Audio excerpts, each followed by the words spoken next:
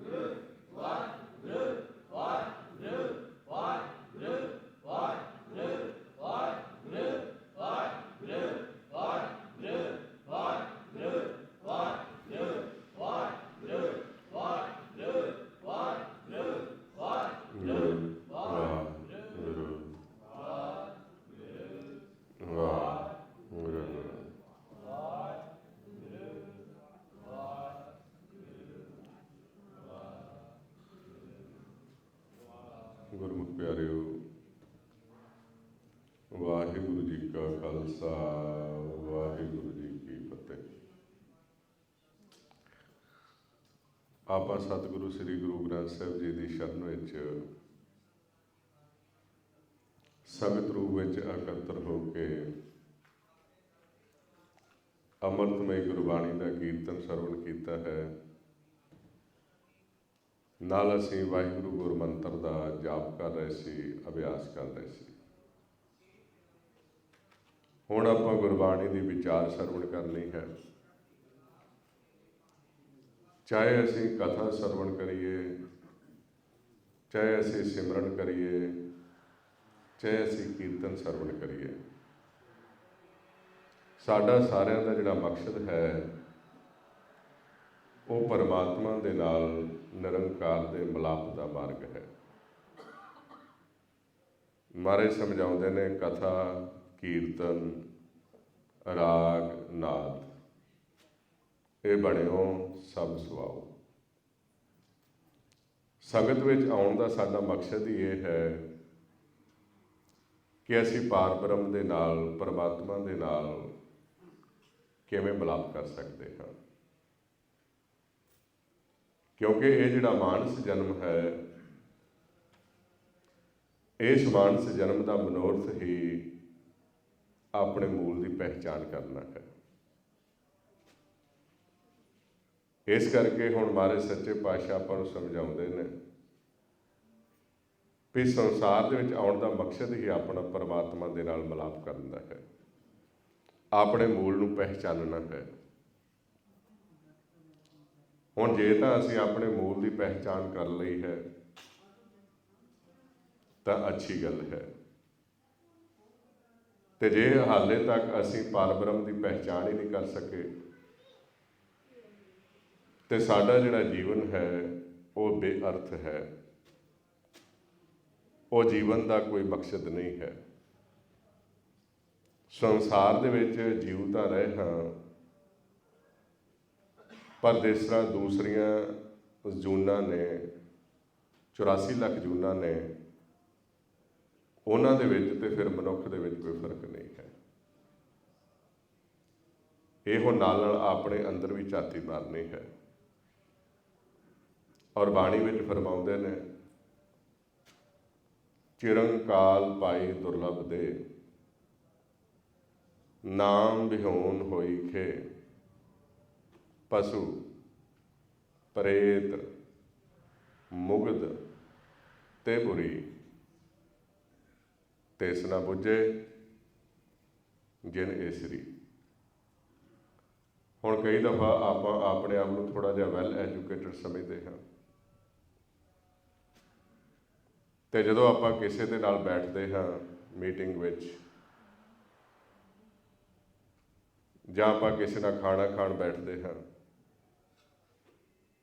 ਤੇ ਉਹਦੇ ਵਿੱਚ ਆਪਾਂ ਦੇਖਦੇ ਹਾਂ ਜੇ ਕਿਸੇ ਨੂੰ ਅੱਛੀ ਤਰ੍ਹਾਂ ਖਾਣਾ ਨਹੀਂ ਆਉਂਦਾ, ਉਹ ਥੋੜਾ ਖਲਾਰਾ ਪਾਉਂਦਾ ਹੈ, ਤੇ ਅਸੀਂ ਆਖਦੇ ਹਾਂ ਇਹ ਪਸ਼ੂਆਂ ਵਰਗਾ ਬਿਹੇਵ ਕਰਦਾ ਹੈ। ਅਸੀਂ ਬੜੇ ਸਿਆਣੇ ਬਣਦੇ ਹਾਂ। ਆਮ ਹੀ ਆਪਣੀ ਭਾਸ਼ਾ ਦੇ ਵਿੱਚ ਇਹ ਬਚਨ ਕਈ ਦਫਾ ਹੁੰਦੇ ਨੇ, ਪਰ ਜਦੋਂ ਅਸੀਂ ਗੁਰੂ ਦੀ ਸ਼ਰਨ ਵਿੱਚ, ਸੰਗਤ ਵਿੱਚ ਆਉਂਦੇ ਹਾਂ, ਤੇ ਮਹਾਰਾਜ ਸੱਚੇ ਪਾਤਸ਼ਾਹ ਕਹਿੰਦੇ ਨੇ, ਭਾਵੇਂ ਤੁਹਾਨੂੰ ਖਾਣਾ ਪੀਣਾ ਕਿੰਨਾ ਵੀ ਚੰਗੀ ਤਰ੍ਹਾਂ ਆਉਂਦਾ ਹੈ, ਕੱਪੜਾ ਲੀੜਾ ਪਹਿਨਣਾ ਬੜਾ ਅੱਛਾ ਆਉਂਦਾ ਹੈ, ਪਰ ਜੇ ਤੁਹਾਨੂੰ ਪਰਮਾਤਮਾ ਦਾ ਮਿਲਾਪ ਨਹੀਂ, ਪਰਮਾਤਮਾ ਦੇ ਮਿਲਾਪ ਦਾ ਅਨੁਭਵ ਨਹੀਂ ਹੈ, ਤੇ ਅਸੀਂ ਸਾਰੇ ਪਸ਼ੂਆਂ ਦੀ ਤਰ੍ਹਾਂ ਹਾਂ। ਤੇ ਬਾਣੀ ਵਿੱਚ ਫਰਮਾਉਂਦੇ ਨੇ, ਕਰਤੂਤ ਪਸ਼ੂ ਕੀ ਮਾਨਸ ਜਾਤ। ਵੇਖਣ ਨੂੰ ਮਨੁੱਖ ਹੈ, ਲੇਕਿਨ ਜਿਹੜਾ ਮਨ ਹੈ ਉਸੇ ਤਰ੍ਹਾਂ ਜਿਸ ਤਰ੍ਹਾਂ ਜਾਨਵਰਾਂ ਦਾ ਹੈ, ਦੁਬਦਾ ਹੈ, ਅੰਦਰ ਲੋਭ ਦੀ ਲਹਿਰ ਹੈ, ਅੰਦਰ ਤ੍ਰਿਸ਼ਨਾਵਾਂ ਦੀਆਂ ਲਹਿਰਾਂ ਨੇ।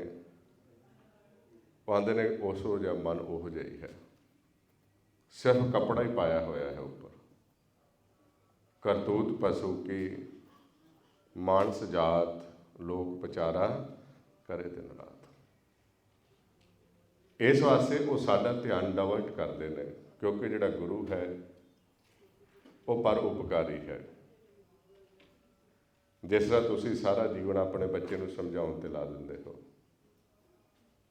ਵੀ ਬੱਚੇ ਨੂੰ ਸਹੀ ਸਿੱਖਿਆ ਦਈਏ, ਸਹੀ ਗਾਈਡੈਂਸ ਕਰੀਏ ਉਸ ਨੂੰ, ਇਸੇ ਤਰ੍ਹਾਂ ਜਿਹੜਾ ਗੁਰੂ ਹੈ ਉਹ ਪਰਉਪਕਾਰ ਕਰਦਾ ਹੈ ਸਾਡੇ ਉੱਪਰ, ਪਿਆਰ ਨਾਲ ਝਿੜਕ ਵੀ ਮਾਰਦਾ ਹੈ ਔਰ ਸਮਝਾਉਂਦਾ ਹੈ ਵੀ ਇਹਨਾਂ ਦਾ ਜਨਮ ਕਿਤੇ ਬੇਅਰਥ ਨਾ ਚਲਾ ਜਾਏ। ਹੁਣ ਅਸੀਂ ਇੱਥੇ ਸਾਰੇ ਮਾਨਸ ਜਾਮੇ ਵਿੱਚ ਆ ਚੁੱਕੇ ਹਾਂ। ਤੁਸੀਂ ਨਾਲ ਨਾਲ ਇੱਧਰ ਦੇਖਣਾ ਹੈ, ਸਮਝਣ ਦਾ ਯਤਨ ਕਰਨਾ ਹੈ। ਆ ਜਿਹੜੀ ਦੇਹ ਹੈ ਇਹ ਮਨੁੱਖਾ ਦੇਹ ਹੀ ਸਰੀਰ ਹੈ। ਇਹ ਸਰੀਰ ਸਾਨੂੰ ਮਿਲਿਆ ਹੈ। ਕਿਹਨਾਂ ਨੂੰ ਮਿਲਿਆ ਹੈ ਇਹ ਸਰੀਰ? ਸਾਨੂੰ। ਤੇ ਅਸੀਂ ਕੌਣ ਹਾਂ? ਹਾਂਜੀ, ਆਪਾਂ ਨੂੰ ਆ ਸਰੀਰ ਮਿਲਿਆ ਹੈ। ਜਿਸ ਤਰ੍ਹਾਂ ਫਰਜ਼ ਕਰੋ ਵੀ ਆਪਾਂ ਨੂੰ ਆ ਕੱਪੜਾ ਮਿਲ ਗਿਆ, ਕੋਈ ਮੈਨੂੰ ਸੂਟ ਦੇ ਦੇ ਇੱਕ, ਮੈਂ ਕਹਾਂ ਮੈਨੂੰ ਇਹਨਾਂ ਨੇ ਕੱਪੜਾ ਦਿੱਤਾ, ਸੂਟ ਦਿੱਤਾ ਹੈ। ਇਸੇ ਤਰ੍ਹਾਂ ਇਹ ਸਰੀਰ ਸਾਨੂੰ ਮਿਲਿਆ ਹੈ। ਅਸੀਂ ਕੌਣ ਹਾਂ? ਆਪਾਂ ਬਾਣੀ 'ਚ ਪੜ੍ਹਦੇ ਹਾਂ ਨਾ, ਭਈ ਪ੍ਰਾਪਤ ਮਾਨੁਖ ਇਹ ਦੇਹ ਪ੍ਰਾਪਤ ਹੋਈ ਹੈ ਸਾਨੂੰ। ਅਸੀਂ ਕੌਣ ਹਾਂ?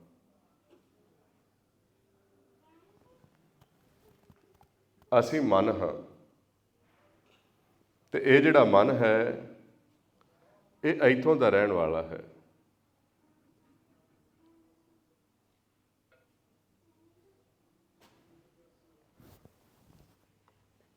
ਅਸੀਂ ਸਾਰੇ ਮਨ ਹਾਂ, ਮਾਈਂਡ, ਮਨ। ਤੇ ਮਨ ਜਿਹੜਾ ਹੈ ਉਹ ਇਸ ਪਰਲੋਕ ਦਾ ਰਹਿਣ ਵਾਲਾ ਹੈ। ਮਨ ਦਾ ਜਿਹੜਾ ਜਨਮ ਹੈ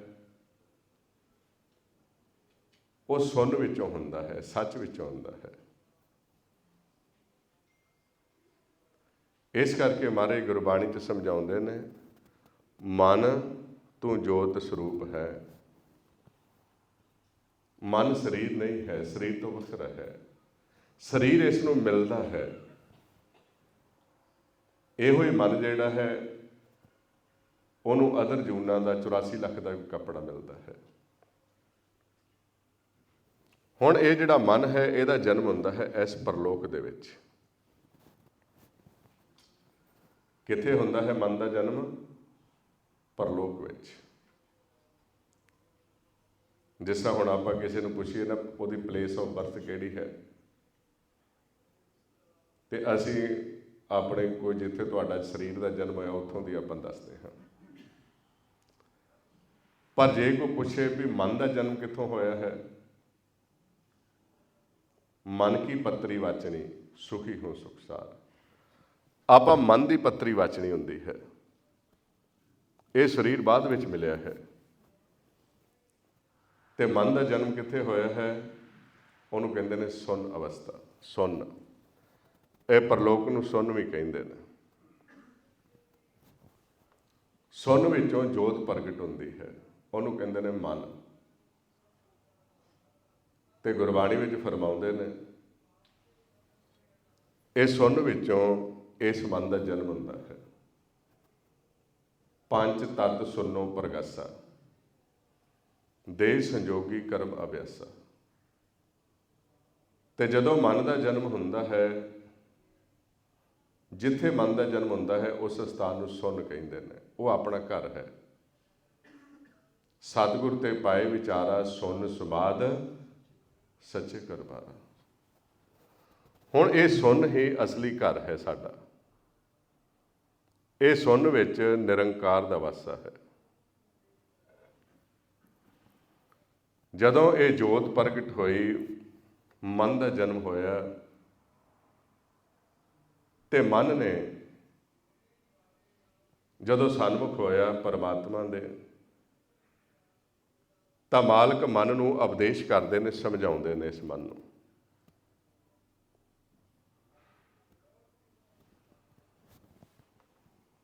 ਤੇ ਕੀ ਸਮਝਾਉਂਦੇ ਨੇ? ਉਹ ਆਂਦੇ ਵੀ ਅਸੀਂ ਇੱਕ ਖੇਲ ਰਚਿਆ ਹੋਇਆ ਹੈ, ਜਿਸ ਖੇਲ ਦੇ ਵਿੱਚ ਅਸੀਂ ਤੈਨੂੰ ਕੁਝ ਸਮਾਂ ਖੇਲਣ ਵਾਸਤੇ ਭੇਜਣਾ ਹੈ, ਤੇ ਜਦੋਂ ਅਸੀਂ ਤੈਨੂੰ ਖੇਲਣ ਵਾਸਤੇ ਭੇਜਣਾ, ਪਹਿਲਾਂ ਤੈਨੂੰ ਉਸ ਖੇਲ ਦਾ ਅਸੀਂ ਅਭਿਆਸ ਕਰਾਉਣਾ ਹੈ, ਸਾਰੀ ਜਾਣਕਾਰੀ ਦੇਣੀ ਹੈ, ਤੇ ਉਸ ਤੋਂ ਬਾਅਦ ਤੈਨੂੰ ਕੁਝ ਸਮਾਂ ਦੇਵਾਂਗੇ ਜਿਹਦੇ ਵਿੱਚ ਤੂੰ ਖੇਲ ਖੇਲਣਾ ਹੈ। ਤੇ ਖੇਲ ਖੇਲਦਿਆਂ ਖੇਲਦਿਆਂ ਜੋ ਤੈਨੂੰ ਅਭਿਆਸ ਕਰਾਇਆ ਹੋਵੇਗਾ, ਟ੍ਰੇਨਿੰਗ ਦਿੱਤੀ ਹੋਏਗੀ, ਉਸ ਦੇ ਮੁਤਾਬਕ ਤੂੰ ਖੇਲਣਾ ਹੈ।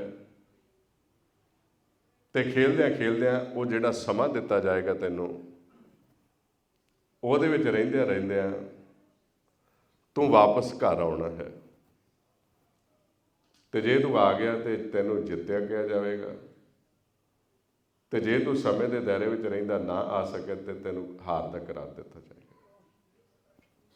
ਹੁਣ ਇਸ ਮਨ ਨੂੰ ਪਰਮਾਤਮਾ ਸਮਝਾਉਂਦੇ ਨੇ, ਕੀ ਕਹਿੰਦੇ ਨੇ? ਕਹਿੰਦੇ ਮੇਰੇ ਪ੍ਰਭ ਸਾਚੇ ਇੱਕ ਖੇਲ ਰਚਾਇਆ, ਕੋਈ ਨਾ ਕਿਸੀ ਹੀ ਜਿਹਾ ਅਪਾਇਆ, ਆਪੇ ਫਰਕ ਕਰੇ ਵੇਖ ਵਿਗਸੇ, ਸਭ ਰਸ ਦੇਹੀ ਮਾਹਾ ਹੈ, ਵਾਜੇ ਪਾਉਣ ਤੈ ਆਪ ਵਜਾਏ, ਸ਼ਿਵ ਸ਼ਕਤੀ ਦੇਹੀ ਮੇ ਪਾਏ, ਗੁਰ ਪ੍ਰਸਾਦੀ ਉਲਟੀ ਹੋਵੇ, ਸ਼ਬਦ ਰਤਨ ਮਿਲਤਾ ਹੈ। ਹੁਣ ਮਨ ਨੂੰ ਸਮਝਾਉਂਦੇ ਨੇ ਵੀ ਜਦੋਂ ਤੈਨੂੰ ਅਸੀਂ ਖੇਲਣ ਵਾਸਤੇ ਭੇਜਣਾ, ਤੇ ਖੇਲਣ ਦਾ ਸਮਾਂ ਬਿਲਕੁਲ ਨਿਸ਼ਚਿਤ ਹੋਵੇਗਾ, ਤੇ ਜਿੰਨਾ ਚਿਰ ਖੇਲਣਾ ਹੈ ਉਹ ਸਮਾਂ ਨਾ ਤਾਂ ਵਧਾਇਆ ਜਾਏਗਾ ਨਾ ਘਟਾਇਆ ਹੀ ਜਾਏਗਾ। ਤੇ ਮਨ ਨੂੰ ਪਰਮਾਤਮਾ ਨੇ ਹੁਕਮ ਕੀਤਾ, ਕਹਿਣ ਲੱਗੇ, ਕਹਿੰਦੇ ਗਣ ਘਾਲੇ ਸਭ ਦਿਵਸ ਸਾਸ, ਨਹਿ ਵੱਢਣ ਘਟਣ ਤਿਲ ਸਾਲ। ਵੀ ਜਿਹੜੇ ਸਵਾਸ ਤੁਹਾਨੂੰ ਦੇਵਾਂਗੇ, ਉਹ ਜਿਹੜੇ ਸਵਾਸ ਨੇ ਵਧਾਏ ਤੇ ਘਟਾਏ ਨਹੀਂ ਜਾਣਗੇ, ਗਿਣਤੀ ਦੇ ਹੋਣਗੇ, ਤੇ ਉਹਨਾਂ ਸਵਾਸਾਂ ਦੇ ਵਿੱਚ ਹੀ ਤੂੰ ਖੇਲ ਖੇਲਣਾ ਹੈ। ਹੁਣ ਇਸ ਮਨ ਨੂੰ ਜਦੋਂ ਸਮਝਾਇਆ ਹੈ, ਤੇ ਸਮਝਾਉਣ ਤੋਂ ਬਾਅਦ ਮਾਲਕ ਨੇ ਕਿਹਾ ਵੀ ਤੁਸੀਂ ਤਿਆਰ ਹੋਵੋ ਤੇ ਆਪਣਾ ਸਰੂਪ ਦੇਖੋ। ਤੇ ਜਦੋਂ ਆਪਣੇ ਆਪ ਨੂੰ ਦੇਖਿਆ, ਨਗਨ ਅਵਸਥਾ ਦੇ ਵਿੱਚ ਹੈ, ਤਾਂ ਪਰਮਾਤਮਾ ਨੇ ਹੁਕਮ ਕੀਤਾ, ਇਸੇ ਤਰ੍ਹਾਂ ਤੁਸੀਂ ਨਗਨ ਜਾਣਾ ਹੈ, ਤੇ ਉੱਥੇ ਤੁਹਾਡੇ ਵਾਸਤੇ ਦੋ ਕੱਪੜੇ ਹੋਣਗੇ। ਤੁਹਾਡੀ ਇੱਛਾ ਹੈ ਦੁੱਖ ਦਾ ਕੱਪੜਾ ਪਹਿਨ ਲਓ, ਤੁਹਾਡੀ ਇੱਛਾ ਹੈ ਸੁੱਖ ਦਾ ਕੱਪੜਾ ਪਹਿਨ ਲਓ। ਤੇ ਜਦੋਂ ਵਾਪਸ ਆਉਣਾ ਹੈ, ਉਹ ਕੱਪੜਾ ਲਾ ਕੇ ਇਸੇ ਤਰ੍ਹਾਂ ਹੀ ਤੁਹਾਨੂੰ ਵਾਪਸ ਆਉਣਾ ਪਵੇਗਾ। ਤੇ ਮਾਲਕ ਨੇ ਹੁਕਮ ਕੀਤਾ, ਕਹਿੰਦੇ ਨਾਂਗੇ ਆਵਣ ਨਾਂਗੇ ਜਾਣਾ, ਹਰ ਹੁਕਮ ਪਾਇਆ ਕਿਆ ਕੀਜੈ। ਤੇ ਹੁਕਮ ਦਿੱਤਾ ਤੇ ਨਾਲ ਸਮਝਾਇਆ, ਕਹਿੰਦੇ ਨੇ ਦੁੱਖ ਸੁੱਖ ਦੋਏ ਦਰ ਕੱਪੜੇ, ਪਹਿਰੇ ਜਾਏ ਮਨੁੱਖ। ਹੁਣ ਇਹ ਮਨ ਨੂੰ ਸਮਝਾਉਂਦੇ ਨੇ, ਤੇ ਸਾਰਾ ਸਮਝਾ ਕੇ ਪਰਮਾਤਮਾ ਨੇ ਇਹਨੂੰ ਫਿਰ ਸੰਸਾਰ ਵਿੱਚ ਭੇਜਦੇ ਨੇ। ਇਹ ਹੁਣ ਸਰੀਰ ਦੇ ਵਿੱਚ ਆਉਣ ਤੋਂ ਪਹਿਲਾਂ ਦੀ ਗੱਲ ਹੈ। ਤੇ ਜਦੋਂ ਮਨ ਨੂੰ ਸਮਝਾਇਆ ਗਿਆ, ਤਿਆਰ ਕੀਤਾ ਗਿਆ, ਤੇ ਮਾਲਕ ਨੇ ਹੁਕਮ ਕੀਤਾ ਵੀ ਚਲੋ ਹੁਣ ਤੁਹਾਨੂੰ ਮੈਂ ਪਹਿਲਾਂ ਖੇਲ ਦਾ ਅਭਿਆਸ ਕਰਾਉਣਾ ਹੈ, ਜਿੱਥੇ ਟ੍ਰੇਨਿੰਗ ਹੁੰਦੀ ਹੈ। ਤੇ ਪਰਮਾਤਮਾ ਨੇ ਆਪਦੇ ਨਾਲੋਂ ਵਿਜੋਗ ਪਾ ਦਿੱਤਾ, ਤੇ ਇੱਧਰ ਪੰਜਾਂ ਤੱਤਾਂ ਦਾ ਜਿਹੜਾ ਪੁਤਲਾ ਸੀ, ਉਹਦੇ ਨਾਲ ਮਨ ਦਾ ਫਿਰ ਸੰਜੋਗ ਕਰ ਦਿੱਤਾ ਗਿਆ। ਤੇ ਸਾਨੂੰ ਕਿੱਥੇ ਭੇਜਿਆ ਗਿਆ? ਇਹ ਥੋੜ੍ਹਾ ਥੋੜ੍ਹਾ ਪਿੱਛੇ ਆਪਾਂ ਚੱਲਦੇ ਜਾਣਾ ਹੈ, ਕਿਉਂਕਿ ਅੱਜ ਇਹ ਪੜ੍ਹਾਈ ਅਸੀਂ ਛੱਡ ਚੁੱਕੇ ਹਾਂ। ਸਾਨੂੰ ਆਪਣੇ ਆਪ ਦੀ ਸੋਝੀ ਨਹੀਂ ਹੈ, ਅਸੀਂ ਕਿੱਥੋਂ ਆਏ ਹਾਂ। ਮਾਰੇ ਕਹਿੰਦੇ ਨੇ ਇਹ ਆਪਾਂ ਨੂੰ ਪਤਾ ਹੋਣਾ ਚਾਹੀਦਾ ਹੈ। ਕਤ ਕੀ ਮਾਈ ਬਾਪ ਕਤ ਕੇਰਾ, ਕਿੱਦੂ ਥਾਉ ਹਮ ਆਏ, ਅਗਨ ਬਿੰਬ ਜਲ ਭੀਤਰ ਨਿਪਜੇ, ਕਾਹੇ ਕੰਮ ਅਪਾਏ। ਅਸੀਂ ਕੀ ਕਰਨ ਵਾਸਤੇ ਆਏ ਹਾਂ? ਸਾਨੂੰ ਇੰਨਾ ਕੁ ਪਤਾ ਹੋਣਾ ਚਾਹੀਦਾ ਹੈ। ਹੁਣ ਜਿਸ ਤਰ੍ਹਾਂ ਤੁਸੀਂ ਕਿਸੇ ਕੰਮ ਜਾਂਦੇ ਹੋ, ਬਾਜ਼ਾਰ ਜਾਂਦੇ ਹੋ, ਤੁਹਾਨੂੰ ਪਤਾ ਹੁੰਦਾ ਹੈ ਮੈਂ ਆਪਣੀ ਜੌਬ 'ਤੇ ਜਾ ਰਿਹਾ ਹਾਂ, ਮੈਂ ਆਪਣੇ ਕੰਮ ਜਾ ਰਿਹਾ ਹਾਂ। ਇੱਥੋਂ ਦੇ ਰੂਲ ਰੈਗੂਲੇਸ਼ਨ ਇਹੋ ਜਿਹੇ ਨੇ, ਜਦੋਂ ਤੁਸੀਂ ਡਰਾਈਵ ਕਰਦੇ ਹੋ ਕਿੰਨਾ ਧਿਆਨ ਰੱਖਦੇ ਹੋ। ਇਸੇ ਤਰ੍ਹਾਂ ਸਾਨੂੰ ਆਪਣੇ ਆਪ ਬਾਰੇ ਪਤਾ ਹੋਣਾ ਚਾਹੀਦਾ ਹੈ। ਅਸੀਂ ਕਿੱਥੋਂ ਆਏ ਹਾਂ, ਅਸੀਂ ਕੌਣ ਹਾਂ। ਆਪਾਂ ਨੂੰ ਪਤਾ ਲੱਗਾ ਵੀ ਅਸੀਂ ਮਨ ਹਾਂ। ਮਨ ਦਾ ਜਨਮ ਸੁੰਨ ਵਿੱਚ ਹੋਇਆ ਹੈ, ਤੇ ਸੁੰਨ ਵਿੱਚੋਂ ਪਰਮਾਤਮਾ ਨੇ ਮਨ ਨੂੰ ਸਮਝਾ ਕੇ ਆਪਣੇ ਬੱਚੇ ਨੂੰ ਤੇ ਕਿੱਥੇ ਭੇਜਿਆ? ਮਾਤਾ ਦੇ ਉਦਰ ਵਿੱਚ, ਜਿੱਥੇ ਇਹਦੀ ਟ੍ਰੇਨਿੰਗ ਹੁੰਦੀ ਹੈ, ਅਭਿਆਸ ਹੁੰਦਾ ਹੈ। ਹਾਲੇ ਸੰਸਾਰ ਵਿੱਚ ਜਨਮ ਨਹੀਂ ਹੋਇਆ। ਤੇ ਕਿੱਥੇ ਭੇਜਿਆ ਗਿਆ? ਸੰਜੋਗ ਵਿਜੋਗ ਧੁਰੋਂ ਹੀ ਹੁਆ। ਪਰਮਾਤਮਾ ਨੇ ਆਪਣੇ ਨਾਲੋਂ ਵਿਜੋਗ ਪਾ ਦਿੱਤਾ, ਤੇ ਇਧਰ ਪੰਜਾਂ ਤੱਤਾਂ ਦਾ ਜਿਹੜਾ ਪੁਤਲਾ ਸੀ ਉਹਦੇ ਨਾਲ ਇਹਦਾ ਸੰਜੋਗ ਕਰ ਦਿੱਤਾ। ਸੰਜੋਗ ਵਿਜੋਗ ਧੁਰੋਂ ਹੀ ਹੁਆ, ਪੰਜ ਧਾਤ ਕਰ ਪੁਤਲਾ ਕੀਆ, ਸਾਹੇ ਕੇ ਫਰਮਾਇੜੇ ਜੀ, ਦੇਹੀ ਵਿੱਚ ਜੀਓ ਆਏ ਪਿਆ। ਇਹਨੂੰ ਜੀਓ ਕਹਿੰਦੇ ਨੇ। ਇਹ ਜਿਹੜਾ ਮਨ ਹੈ ਇਹ ਦੇਹੀ ਦੇ ਵਿੱਚ ਆ ਗਿਆ। ਤੇ ਕਿੱਥੇ ਆ ਗਿਆ? ਦੇਹੀ ਵਿੱਚ ਜੀਓ ਆਏ ਪਿਆ, ਜਿੱਥੇ ਅਗਨ ਭਖੇ ਪੜਹਾਰੇ। ਜਿੱਥੇ ਅਗਨ ਹੈ ਮਾਤਾ ਦੇ ਉਦਰ ਵਿੱਚ, ਜਿੱਥੇ ਅਗਨ ਦੇ ਭਾਂਬੜ ਨੇ, ਬਹੁਤ ਅਗਨ ਹੈ, ਅਗਨ ਦਾ ਤੱਤ ਹੈ। ਜਿੱਥੇ ਅਗਨ ਭਖੇ ਪੜਹਾਰੇ, ਉਰਦ ਮੁਖ ਮਹਾਂ ਗੁਬਾਰੇ, ਸਾਸ ਸਾਸ ਸੰਭਾਲੇ ਸੋਈ, ਉਥੇ ਖਸਮ ਛਡਾਏ ਲਿਆ। ਹੁਣ ਮਨ ਨੂੰ ਉਦਰ ਦੇ ਵਿੱਚ ਭੇਜ ਕੇ, ਤੇ ਜਿੱਥੇ ਅਗਨ ਹੈ, ਜਦੋਂ ਇਸ ਨੂੰ ਅਗਨ ਦੇ ਵਿੱਚ ਭੇਜਿਆ ਤੇ ਭੇਜ ਕੇ ਇਹਦੀ ਜਿਹੜੀ ਲਿਵ ਸੀ ਉਹ ਸ਼ਬਦ ਦੇ ਨਾਲ ਜੋੜ ਲਈ। ਮਾਤਾ ਦੇ ਉਦਰ ਦੇ ਵਿੱਚ ਮਨ ਨੂੰ ਭੇਜ ਕੇ ਤੇ ਸ਼ਬਦ ਦੇ ਨਾਲ ਸੰਜੋਗ ਕਰ ਲਿਆ ਇਸਦਾ। ਹੁਣ ਉਧਰੋਂ ਸ਼ਬਦ ਦੇ ਨਾਲ ਸੰਜੋਗ ਕੀਤਾ, ਉਦੋਂ ਜਿਹੜੇ ਇਹ ਤੱਤ ਸੀ, ਪੰਜ ਤੱਤ, ਉਹ ਮਨ ਦੇ ਨਾਲ ਸੰਜੋਗ ਕਰਨਾ ਸ਼ੁਰੂ ਕਰ ਦਿੰਦੇ ਨੇ। ਉੱਥੇ ਸਰੀਰ ਦੀ ਰਚਨਾ ਸ਼ੁਰੂ ਹੋ ਜਾਂਦੀ ਹੈ। ਹੁਣ ਜਦੋਂ ਇਹ ਸਰੀਰ ਦੀ ਰਚਨਾ ਹੁੰਦੀ ਹੈ, ਸਭ ਤੋਂ ਪਹਿਲਾਂ ਜਦੋਂ ਇਹ ਜੋਤ ਜਾਂਦੀ ਹੈ, ਨਾਲ ਹੀ ਸ਼ਬਦ ਨੂੰ ਭੇਜਦੇ ਨੇ। ਸ਼ਬਦ ਦੇ ਉੱਪਰ ਸੂਖਮ ਆਕਾਰ ਹੈ, ਸੂਖਮ ਆਕਾਰ ਦੇ ਉੱਪਰ ਇਹ ਤੱਤਾਂ ਦਾ ਕੱਪੜਾ ਦਿੱਤਾ ਜਾਂਦਾ ਹੈ, ਤੇ ਸ਼ਬਦ ਨੂੰ ਵਿੱਚ ਦੀ ਲੰਘਾ ਕੇ ਹੌਲੀ ਹੌਲੀ ਸੀਂਦੇ ਨੇ। ਉਹ ਆਪਾਂ ਪਹਿਲੇ ਦਿਨ ਵਿਚਾਰ ਕੀਤੀ ਸੀ, ਕਿਸ ਤਰ੍ਹਾਂ ਕਰਮਖੰਡ ਦੇ ਵਿੱਚ ਸਰੀਰ ਸੀਤਾ ਜਾਂਦਾ ਹੈ। ਤਿੱਥੇ ਸੀਤੋ ਸੀਤਾ ਮਹਿਮਾ ਮਾਏ। ਹੁਣ ਜਿੱਥੇ ਇਸ ਨੂੰ ਭੇਜਿਆ, ਮਹਾਰਾਜ ਗੁਰਬਾਣੀ 'ਚ ਦੱਸਦੇ ਨੇ, ਸੰਜੋਗ ਵਿਜੋਗ ਧੁਰੋਂ ਹੀ ਹੁਆ, ਪੰਜ ਧਾਤ ਕਰ ਪੁਤਲਾ ਕੀਆ, ਸਾਹੇ ਕੇ ਫਰਮਾਇੜੇ ਜੀ, ਦੇਹੀ ਵਿੱਚ ਜੀਓ ਆਏ ਪਿਆ। ਜਿੱਥੇ ਅਗਨ ਭਖੇ ਪੜਹਾਰੇ, ਉਰਦ ਮੁਖ ਮਹਾਂ ਗੁਬਾਰੇ, ਸਾਸ ਸਾਸ ਸੰਭਾਲੇ ਸੋਈ, ਉਥੇ ਖਸਮ ਛਡਾਏ ਲਿਆ। ਹੁਣ ਉੱਥੇ ਪਰਮਾਤਮਾ ਨੇ ਸ਼ਬਦ ਨਾਲ ਲਿਵ ਜੋੜ ਲਈ ਮਨ ਦੀ। ਉਧਰ ਸਰੀਰ ਦੀ ਰਚਨਾ ਸ਼ੁਰੂ ਹੋ ਗਈ। ਇਹ ਉੱਪਰ ਘਰ ਤਿਆਰ ਹੋਣ ਲੱਗ ਪਿਆ। ਥੋੜੇ ਚਿਰ ਬਾਅਦ ਕੀ ਹੁੰਦਾ ਹੈ, ਮਾਤਾ ਦੇ ਉਦਰ ਵਿੱਚ ਇਹ ਸ਼ਬਦ ਦੇ ਨਾਲੋਂ ਮਨ ਦੀ ਲਿਵ ਤੋੜ ਦਿੰਦੇ ਨੇ। ਤੇ ਜਦੋਂ ਸ਼ਬਦ ਨਾਲ ਲਿਵ ਟੁੱਟਦੀ ਹੈ ਤੇ ਮਾਤਾ ਦੇ ਜਨਨ ਜਠਰ ਦਾ ਸੇਕ ਲੱਗਦਾ ਹੈ, ਮਨ ਨੂੰ ਦੁਖੀ ਹੁੰਦਾ ਹੈ। ਤੇ ਦੁਖੀ ਹੁੰਦਾ, ਬੇਨਤੀਆਂ ਕਰਦਾ ਹੈ। ਫਿਰ ਇਹਦੀ ਸ਼ਬਦ ਨਾਲ ਲਿਵ ਜੋੜ ਦਿੰਦੇ ਨੇ। ਤੇ ਜਦੋਂ ਲਿਵ ਜੋੜਦੇ ਨੇ, ਫਿਰ ਉੱਥੇ ਬੇਨਤੀ ਕਰਦਾ, ਉਹ ਆਂਦਾ, ਇੱਕ ਪਾਲਖਿਨ ਵਿਸਰੇ ਸੁਆਮੀ, ਜਾਣੋ ਬਰਸ 85। ਵੀ ਇੰਨਾ ਵਿਛੋੜਾ ਪੈ ਗਿਆ ਤੁਹਾਡੇ ਨਾਲੋਂ, ਜਿਸ ਤਰ੍ਹਾਂ 50 ਵਰੇ ਹੋ ਗਏ ਨੇ। ਤੇ ਪਰਮਾਤਮਾ ਇਸ ਨੂੰ ਸਮਝਾਉਂਦੇ ਨੇ ਉੱਥੇ।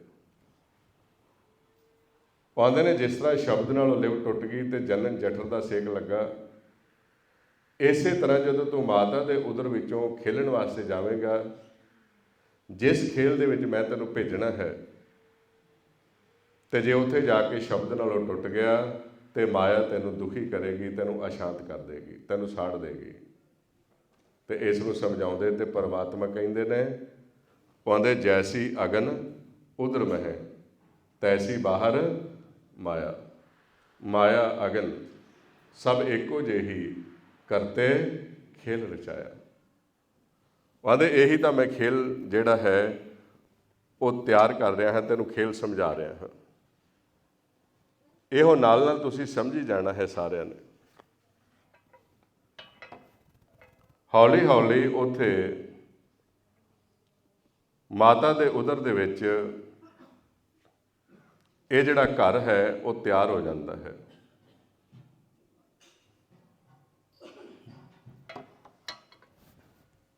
ਜਦੋਂ ਇਹ ਘਰ ਤਿਆਰ ਹੋ ਗਿਆ ਤੇ ਪਰਮਾਤਮਾ ਇਹਨੂੰ ਸੰਸਾਰ ਵਿੱਚ ਭੇਜਣ ਤੋਂ ਪਹਿਲਾਂ ਫਿਰ ਇਸ ਮਨ ਨੂੰ ਜਿੱਥੇ ਉਹਨਾਂ ਨੇ ਆਪਣੀ ਜੋਤ ਦਾ ਨਿਵਾਸ ਕਰਨਾ ਹੈ, ਉਹ 10ਵੇਂ ਦੁਆਰ ਦੇ ਵਿੱਚ ਇਸ ਨੂੰ ਬੁਲਾਉਂਦੇ ਨੇ। ਤੇ 10ਵੇਂ ਦੁਆਰ ਦੇ ਵਿੱਚ ਜਦੋਂ ਇਹ ਸਰੀਰ ਪੂਰਾ ਤਿਆਰ ਹੋ ਜਾਂਦਾ ਹੈ, ਇਹ ਕਿੱਥੇ ਤਿਆਰ ਹੁੰਦਾ ਹੈ? ਮਰ ਕਹਿੰਦੇ ਨੇ ਜਨਨੀ ਕੇਰੇ ਉਦਰ ਉਦਕ ਮੈਂ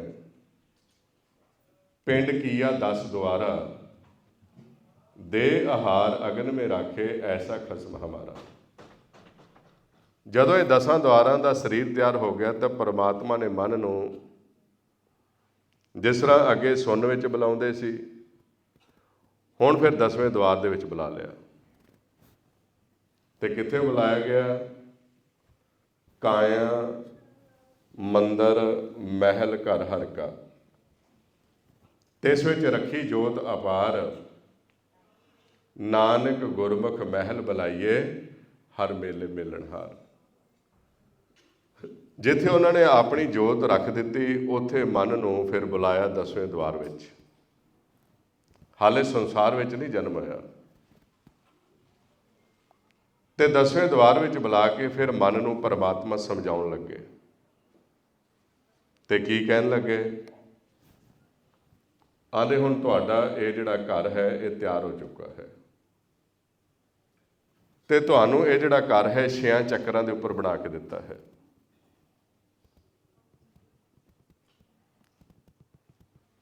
ਆਹ 6 ਘਰ ਨੇ, ਇਹਨਾਂ ਨੂੰ ਖੱਟ ਚੱਕਰ ਕਹਿੰਦੇ ਨੇ। ਜੋ ਆਪਣੀ ਜਿਹੜੀ ਸਪਾਈਨਲ ਹੈ, ਰੀੜ੍ਹ ਦੀ ਹੱਡੀ ਦੇ ਅੰਦਰ ਇੱਕ ਸੁਖਮਨ ਹੈ ਜੋ 6 ਚੱਕਰ ਬਣਾ ਕੇ ਚੱਲਦੀ ਹੈ। ਇਹਨਾਂ 6 ਘਰਾਂ ਤੋਂ ਉੱਪਰ ਆਪਣਾ ਘਰ ਹੈ। ਜੋ ਆਪਾਂ ਕੱਲ ਰਾਤ ਨੂੰ ਵਿਚਾਰ ਕਰ ਰਹੇ ਸੀ ਵੀ ਆਪਣੇ ਅੰਦਰ 5 ਸ਼ਬਦ ਵੱਜਦੇ ਨੇ, ਤੇ 5 ਸ਼ਬਦ ਜਦੋਂ ਇਕੱਠੇ ਵੱਜਦੇ ਤੇ 6ਵਾਂ ਦਰ ਖੁੱਲ੍ਹਦਾ ਹੈ ਤੇ ਉੱਥੇ ਜੋਤ ਪ੍ਰਗਟ ਹੁੰਦੀ ਹੈ।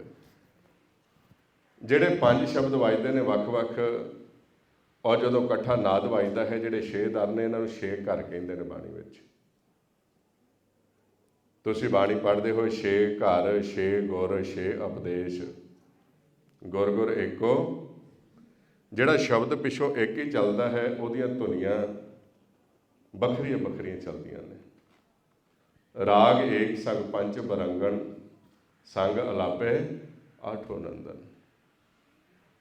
ਹੁਣ ਉਹ ਜਿਹੜੇ ਸ਼ਬਦ ਚੱਲਦੇ ਨੇ, ਇਹਨਾਂ ਤੋਂ ਉੱਪਰ ਹੈ ਆਪਣਾ ਘਰ। ਇਹਨੂੰ ਕਹਿੰਦੇ ਨੇ ਨਿਜ ਘਰ, 10ਵਾਂ ਦੁਆਰ। ਹੁਣ ਨਿਜ ਘਰ ਦੇ ਵਿੱਚ ਮਨ ਨੂੰ ਬੁਲਾਇਆ ਬੱਚੇ ਨੂੰ, ਤੇ ਪਰਮਾਤਮਾ ਨੇ ਸਮਝਾਇਆ ਤੇ ਕਹਿਣ ਲੱਗੇ, ਉਹਦੇ ਖੱਟ ਨੇਮ ਕਰ ਕੋਠੜੀ ਬੰਨ੍ਹਦੀ। ਖੱਟ ਹੁੰਦੇ ਨੇ 6, ਉਹਦੇ 6 ਤੋਂ ਉੱਪਰ ਤੁਹਾਨੂੰ ਇਹ ਕੋਠੜੀ, ਇਹ ਘਰ ਬਣਾ ਦਿੱਤਾ ਹੈ। ਖੱਟ ਨੇਮ ਕਰ ਕੋਠੜੀ ਬੰਨ੍ਹਦੀ, ਬਸਤ ਅਨੂਪ ਬੀਚ ਪਾਈ। ਇਹਦੇ ਵਿੱਚ ਤੁਹਾਡੇ ਵਾਸਤੇ ਇੱਕ ਵਸਤੂ ਟਿਕਾ ਦਿੱਤੀ ਹੈ, ਤੇ ਤੁਸੀਂ ਹੁਣ ਖੇਲਣ ਵਾਸਤੇ ਜਾਣਾ। ਜਦੋਂ ਤੁਸੀਂ ਇੱਥੋਂ ਨਿੱਜ ਘਰ ਦੇ ਵਿੱਚੋਂ ਨਿਕਲਣਾ ਹੈ ਤਾਂ ਖੇਲ ਸ਼ੁਰੂ ਹੋਣਾ ਹੈ ਪਾਉਣ ਦੁਆਰਾ। ਇਹ ਜਿਹੜਾ ਤੁਹਾਡਾ ਘਰ ਹੈ, ਇਹ ਸਰੀਰ ਜਿਹੜਾ ਹੈ, ਇਹ ਪਾਉਣ ਦੇ ਵਿੱਚ ਪਰੋ ਲਿਆ ਗਿਆ ਹੈ।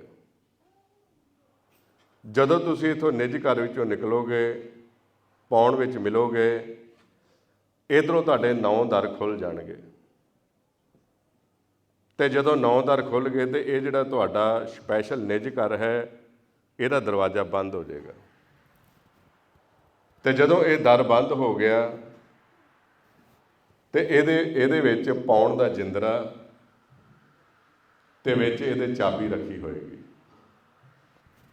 ਜਦੋਂ ਤੁਸੀਂ ਇੱਧਰ ਖੇਲਣ ਵਾਸਤੇ ਜਾਣਾ ਹੈ, ਖੇਲਦਿਆਂ ਖੇਲਦਿਆਂ ਧਿਆਨ ਰੱਖਣਾ ਹੈ। ਖੇਲਣ ਤੋਂ ਬਾਅਦ ਫਿਰ ਵਾਪਸ ਆਪਣੇ ਘਰ ਆਉਣਾ, ਜਿਹੜੀ ਵਸਤੂ ਰੱਖੀ ਹੋਈ ਹੈ ਉਹਨੂੰ ਪ੍ਰਾਪਤ ਕਰਨਾ ਹੈ। ਇਹ ਹੁਣ ਪਰਮਾਤਮਾ ਮਨ ਬੱਚੇ ਨੂੰ ਸਮਝਾਉਂਦੇ ਨੇ। ਕੀ ਕਹਿੰਦੇ ਨੇ? ਉਹਦੇ ਖੱਟ ਨੇਮ ਕਰ ਕੋਠੜੀ ਬਾਂਧੀ, ਬਸਤ ਅਨੂਪ ਬੀਚ ਪਾਈ, ਕੁੰਜੀ ਕੁਲਫ ਪ੍ਰਾਣ ਕਰ ਰੱਖੇ, ਕਰਤੇ ਬਾਰ ਨ ਲਾਈ, ਆਪ ਮਨ ਜਾਗਤ ਰਹੋ ਰੇ ਭਾਈ। ਆਂਦੇ ਜਦੋਂ ਤੁਸੀਂ ਨਿੱਜ ਘਰ ਵਿੱਚੋਂ ਗਏ, ਉੱਥੇ ਜਾ ਕੇ ਗਾਫਲ ਨਹੀਂ ਹੋਣਾ, ਕਿਉਂਕਿ ਤੁਸੀਂ ਜਾਣਾ ਹੈ ਖੇਲਣ ਵਾਸਤੇ 3 ਗੁਣਾਂ ਦੇ ਵਿੱਚ, ਮਾਇਆ ਦੇ ਘਰ ਦੇ ਵਿੱਚ। ਜਦੋਂ ਤੁਸੀਂ ਘਰੋਂ ਜਾਣਾ ਤੇ ਉੱਥੇ ਗਾਫਲ ਨਹੀਂ ਹੋਣਾ। ਜਾ ਕੇ ਗਾਫਲ ਭਾਵ ਸੌਣਾ ਨਹੀਂ ਹੈ। ਜੇ ਤੁਸੀਂ ਸੌਂ ਗਏ ਤੇ ਤੁਹਾਡੀ ਇਹ ਵਸਤੂ ਨੂੰ ਚੋਰ ਲੁੱਟ ਲੈਣਗੇ। ਆਪ ਮਨ ਜਾਗਤ ਰਹੋ ਰੇ ਭਾਈ, ਗਾਫਲ ਹੋਏ ਕੇ ਜਨਮ ਗਵਾਇਓ, ਚੋਰ ਮੁੱਸੇ ਕਰ ਜਾਈ। ਜੇ ਤੁਸੀਂ ਗਾਫਲ ਹੋ ਗਏ ਤਾਂ ਚੋਰ ਲੁੱਟਣਗੇ ਤੁਹਾਡਾ ਧਨ। ਤੇ ਚੋਰ ਕਿਹੜੇ ਨੇ? 5 ਪਹਿਰੂਆ ਦਰ ਮੇ ਰਹਤੇ। ਜਦੋਂ ਤੁਸੀਂ ਇੱਥੋਂ ਨਿੱਜ ਘਰ ਵਿੱਚੋਂ ਨਿਕਲਣਾ ਹੈ, ਆਹ ਦਰ ਹੈ। ਆ ਜਿੱਥੋਂ ਪਾਉਣ ਅੰਦਰ ਪ੍ਰਵੇਸ਼ ਹੁੰਦੀ ਹੈ ਔਰ ਅਸੀਂ ਸ਼ਬਦ ਰਾਹੀਂ ਆਉਂਦੇ ਹਾਂ। ਜਿੱਥੋਂ ਪਾਉਣ ਦਾ ਅਤੇ ਸ਼ਬਦ ਦਾ ਆਪਸ ਵਿੱਚ ਸੰਯੋਗ ਹੁੰਦਾ, ਇਹਨੂੰ ਦਰ ਕਹਿੰਦੇ ਨੇ। ਤੁਸੀਂ ਰੋਜ਼ ਬਾਣੀ 'ਚ ਪੜ੍ਹਦੇ ਹੋ, ਸੋ ਦਰ ਕੇਹਾ, ਸੋ ਘਰ ਕੇਹਾ, ਜਿਤ ਬਹਿ ਸਰਬ ਸੰਭਾਲੇ ਵਾਜੇ ਨਾਦ। ਜਿੱਥੇ ਲਗਾਤਾਰ ਨਾਦ ਅਨਹਦ ਸ਼ਬਦ ਵੱਜਦਾ ਹੈ। ਉਹਦੇ ਜਦੋਂ ਤੁਸੀਂ ਦਰ ਤੋਂ ਨਿਕਲੋਗੇ, ਇਹ ਚੋਰ ਤੁਹਾਡੇ ਮਗਰ ਲੱਗ ਜਾਣਗੇ। 5 ਪਹਿਰੂਆ ਦਰ ਮੇ ਰਹਤੇ, ਤਿਨਕਾ ਨਹੀਂ ਪਤਿਆਰਾ, ਚੇਤ ਸੁਚੇਤ ਚਿੱਤ ਹੋਏ ਰਹੋ, ਤੋ ਲੈ ਪ੍ਰਗਾਸ ਉਜਿਆਰਾ। ਤੇ ਆਂਦੇ ਜੇ ਤੁਸੀਂ ਜਾ ਕੇ ਗਾਫਲ ਹੋ ਗਏ, ਤੁਹਾਡੀ ਲਿਵ ਸ਼ਬਦ ਨਾਲੋਂ ਟੁੱਟ ਗਈ, ਤੇ ਇਹ ਚੋਰ ਤੁਹਾਨੂੰ 9 ਦਰਾਂ ਵਿੱਚ ਲਈ ਫਿਰਨਗੇ। ਉਹਨੇ ਚਿਰ ਤੁਹਾਡੇ ਸਵਾਸ ਖਤਮ ਹੋ ਜਾਣਗੇ ਤੇ ਤੁਸੀਂ ਉਸ ਵਸਤੂ ਨੂੰ ਪ੍ਰਾਪਤ ਨਹੀਂ ਕਰ ਸਕੋਗੇ। ਤੇ ਜੇ ਤੁਸੀਂ ਉਹ ਵਸਤੂ ਹੀ ਨਾ ਪ੍ਰਾਪਤ ਕਰ ਸਕੇ ਤੇ ਫਿਰ ਤੁਹਾਡਾ ਜੀਵਨ ਸਾਰਾ ਬੇਅਰਥ ਚਲਾ ਜਾਏਗਾ। ਤੇ ਸਮਝਾਉਣ ਲੱਗੇ, 9 ਘਰ ਦੇਖ ਜੋ ਕਾਮਨ ਭੂਲੀ, ਬਸਤ ਅਨੂਪ ਨ ਪਾਈ, ਕਹਿਤ ਕਬੀਰ ਨਵੇਂ ਘਰ ਮੂਸੇ 10ਵੇਂ ਤਤ ਸੁਮਾਈ। ਹੁਣ ਇਹ ਸਾਰਾ ਮਨ ਨੂੰ ਸਮਝਾ ਦਿੱਤਾ ਗਿਆ ਹੈ। ਤੇ ਜਦੋਂ ਇਸ ਮਨ ਨੂੰ ਸਮਝਾਇਆ ਗਿਆ ਤੇ ਮਾਲਕ ਕਹਿਣ ਲੱਗੇ ਵੀ ਚਲੋ ਹੁਣ ਤੁਹਾਡਾ ਮੈਂ ਖੇਲ ਦੇਖਣਾ ਚਾਹੁੰਦਾ ਹਾਂ। ਹੁਣ ਇਹ ਸਾਰਾ ਸਮਝਾ ਕੇ ਪਰਮਾਤਮਾ ਨੇ ਮਨ ਨੂੰ ਫਿਰ ਖੇਲਣ ਵਾਸਤੇ ਭੇਜਿਆ ਹੈ। ਇਹ ਨਾਲ ਨਾਲ ਤੁਸੀਂ ਸਮਝੀ ਜਾਣਾ ਹੈ। ਅਸੀਂ ਸਾਰੇ ਕਿੱਥੋਂ ਆਏ ਹਾਂ? ਸੁੰਨ ਵਿੱਚੋਂ। ਸਾਡਾ ਜਨਮ ਉੱਧਰ ਹੋਇਆ ਹੈ। ਉੱਧਰੋਂ ਫਿਰ ਸਾਨੂੰ ਇਹ ਆਕਾਰ ਦੇ ਦਿੱਤਾ ਖੇਲਣ ਵਾਸਤੇ। ਇਹ ਇੱਕ ਪਿੰਡ ਦੇ ਦਿੱਤਾ, ਇੱਕ ਘਰ ਦੇ ਦਿੱਤਾ, ਇੱਕ ਖੇਲਣ ਵਾਸਤੇ ਗਰਾਊਂਡ ਦੇ ਦਿੱਤੀ ਹੈ। ਹੁਣ ਮਨ ਨੂੰ ਫਿਰ ਇੱਥੇ ਖੇਲਣ ਵਾਸਤੇ ਭੇਜ ਦਿੱਤਾ ਗਿਆ। ਤੇ ਜਦੋਂ ਖੇਲਣ ਵਾਸਤੇ ਭੇਜਿਆ, ਮਰ ਕਹਿੰਦੇ ਜਾਤ ਸੁਭਾਣਾ ਤਾਂ ਜੰਮਿਆ। ਹੁਣ ਇੱਥੋਂ ਜਨਮ ਹੋਇਆ ਸਰੀਰ ਦਾ, ਜਿੱਥੋਂ ਸਾਨੂੰ ਸਰੀਰ ਮਿਲਿਆ ਹੈ। ਉਹ ਆਂਦੇ ਨੇ ਜਾਤ ਸੁਭਾਣਾ ਤਾਂ ਜੰਮਿਆ, ਪਰਿਵਾਰ ਭੱਲਾ ਪਾਇਆ। ਹੁਣ ਸੰਸਾਰ ਵਿੱਚ ਜਨਮ ਹੋਇਆ, ਜਿੱਥੋਂ ਸੰਸਾਰ ਸ਼ੁਰੂ ਹੁੰਦਾ ਹੈ, ਜਿੱਥੋਂ ਸਰੀਰ ਦੇ ਨਾਲ ਅਸੀਂ ਜੁੜਦੇ ਹਾਂ। ਹੁਣ ਇੱਧਰ ਜਨਮ ਹੋ ਗਿਆ, ਤੇ ਜਦੋਂ ਜਨਮ ਹੋਇਆ ਤੇ ਖੇਲ ਸ਼ੁਰੂ ਹੋ ਗਿਆ। ਅਸੀਂ ਹੁਣ ਕਿੱਥੇ ਖੇਲ ਰਹੇ ਹਾਂ, ਇਹ ਸਮਝਣਾ ਹੈ ਸਾਰਿਆਂ ਨੇ। ਤੇ ਅਸੀਂ ਕਿੱਥੋਂ ਆਏ ਹਾਂ? ਸਾਰੇ ਸੁਣ ਵਿੱਚੋਂ। ਅਸੀਂ ਸਿਰਫ ਖੇਲਣ ਵਾਸਤੇ ਆਏ ਹਾਂ, ਇੱਥੇ ਸਾਡਾ ਘਰ ਨਹੀਂ ਹੈ।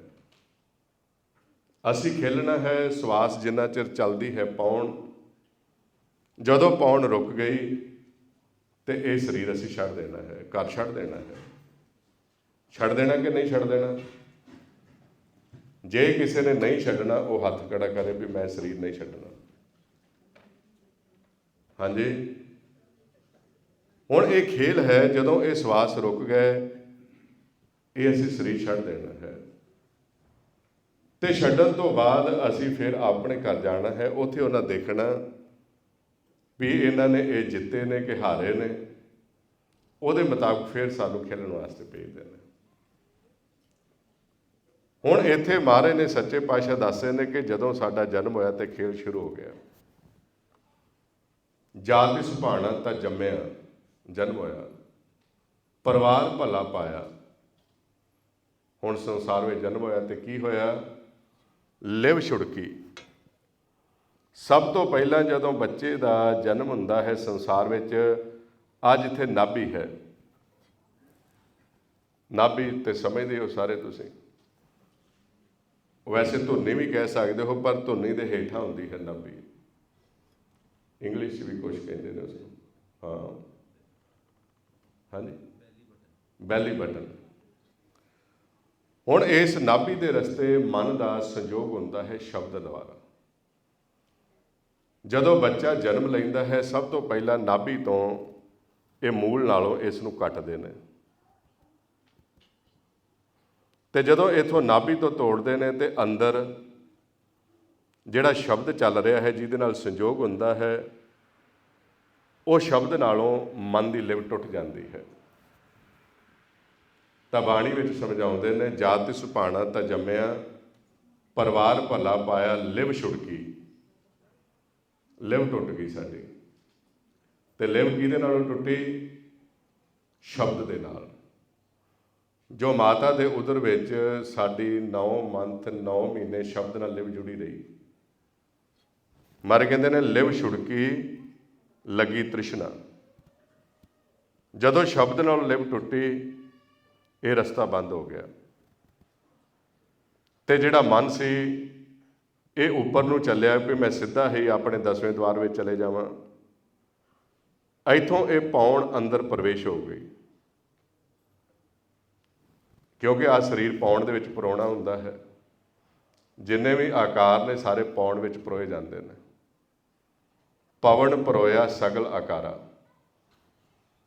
ਇਧਰੋਂ ਸ਼ਬਦ ਨਾਲ ਲਿਵ ਤੋੜ ਦਿੱਤੀ, ਮਨ ਉੱਪਰ ਨੂੰ ਭੱਜਿਆ, ਇਧਰੋਂ ਪੌਣ ਅੰਦਰ ਗਈ ਤੇ ਪੌਣ ਦੇ ਦਬਾਅ ਦੇ ਨਾਲ ਇੱਥੇ ਸੁਖਮਨ ਟੁੱਟ ਗਈ।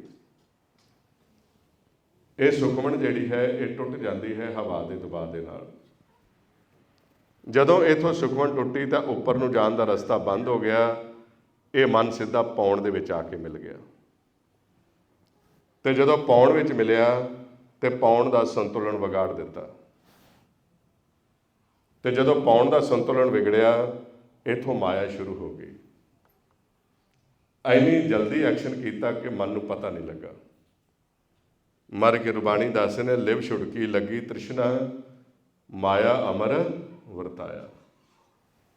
ਇਹ ਪੌਣ ਦੇ ਵਿੱਚ ਪ੍ਰਵੇਸ਼ ਹੋ ਗਿਆ, ਇਹਦਾ ਸੰਪਰਕ ਆਪਣੇ ਘਰ ਨਾਲੋਂ ਟੁੱਟ ਗਿਆ। ਤੇ ਮਾਰੇ ਗੁਰਬਾਣੀ ਦੱਸਦੇ ਕਦੋਂ ਖੇਲ ਸ਼ੁਰੂ ਹੋ ਗਿਆ? ਜੋਨ ਛਾੜ ਜਾਂ ਜਗ ਮੇ ਆਇਓ, ਲਾਗਤ ਪਵਨ ਖਸਮ ਵਿਸਰਾਇਓ। ਹੁਣ ਜਿਉਂ ਹੀ ਮਨ ਪੌਣ ਦੇ ਵਿੱਚ ਆ ਕੇ ਮਿਲਦਾ ਹੈ, ਇਹਦੀ ਸ਼ਬਦ ਨਾਲੋਂ ਲਿਵ ਟੁੱਟ ਜਾਂਦੀ ਹੈ। ਤੇ ਜਦੋਂ ਸ਼ਬਦ ਨਾਲ ਲਿਵ ਟੁੱਟੀ, ਇਹ ਸਿੱਧਾ ਮਾਇਆ ਦੇ ਘਰ ਦੇ ਵਿੱਚ ਆ ਗਿਆ। ਰਜੋਗੁਣ, ਤਮੋਗੁਣ ਔਰ ਸਤੋਗੁਣ, ਇਹਨੂੰ ਮਾਇਆ ਕਹਿੰਦੇ ਨੇ। ਹੁਣ ਜਿਉਂ ਹੀ ਸ਼ਬਦ ਨੂੰ ਲਿਵ ਟੁੱਟ ਗਈ ਤੇ ਮਨ ਦਾ ਸੰਬੰਧ ਇਸ ਸਰੀਰ ਦੇ ਨਾਲ ਹੋ ਗਿਆ, ਪਾਉਣ ਦੇ ਵਿੱਚ ਮਿਲ ਗਿਆ, 9 ਦਰ ਖੁੱਲ੍ਹ ਗਏ। ਤੇ ਜਦੋਂ 9 ਦਰ ਖੁੱਲ੍ਹੇ, ਮਹਾਰਾਜ ਕਹਿੰਦੇ ਨੇ ਲਿਵ ਛੁੜਕੀ ਲੱਗੀ ਤ੍ਰਿਸ਼ਨਾ, ਮਾਇਆ ਅਮਰ ਵਰਤਾਇਆ, ਇਹ ਮਾਇਆ ਜਿਤ ਹਰ ਵਿਸਰੇ।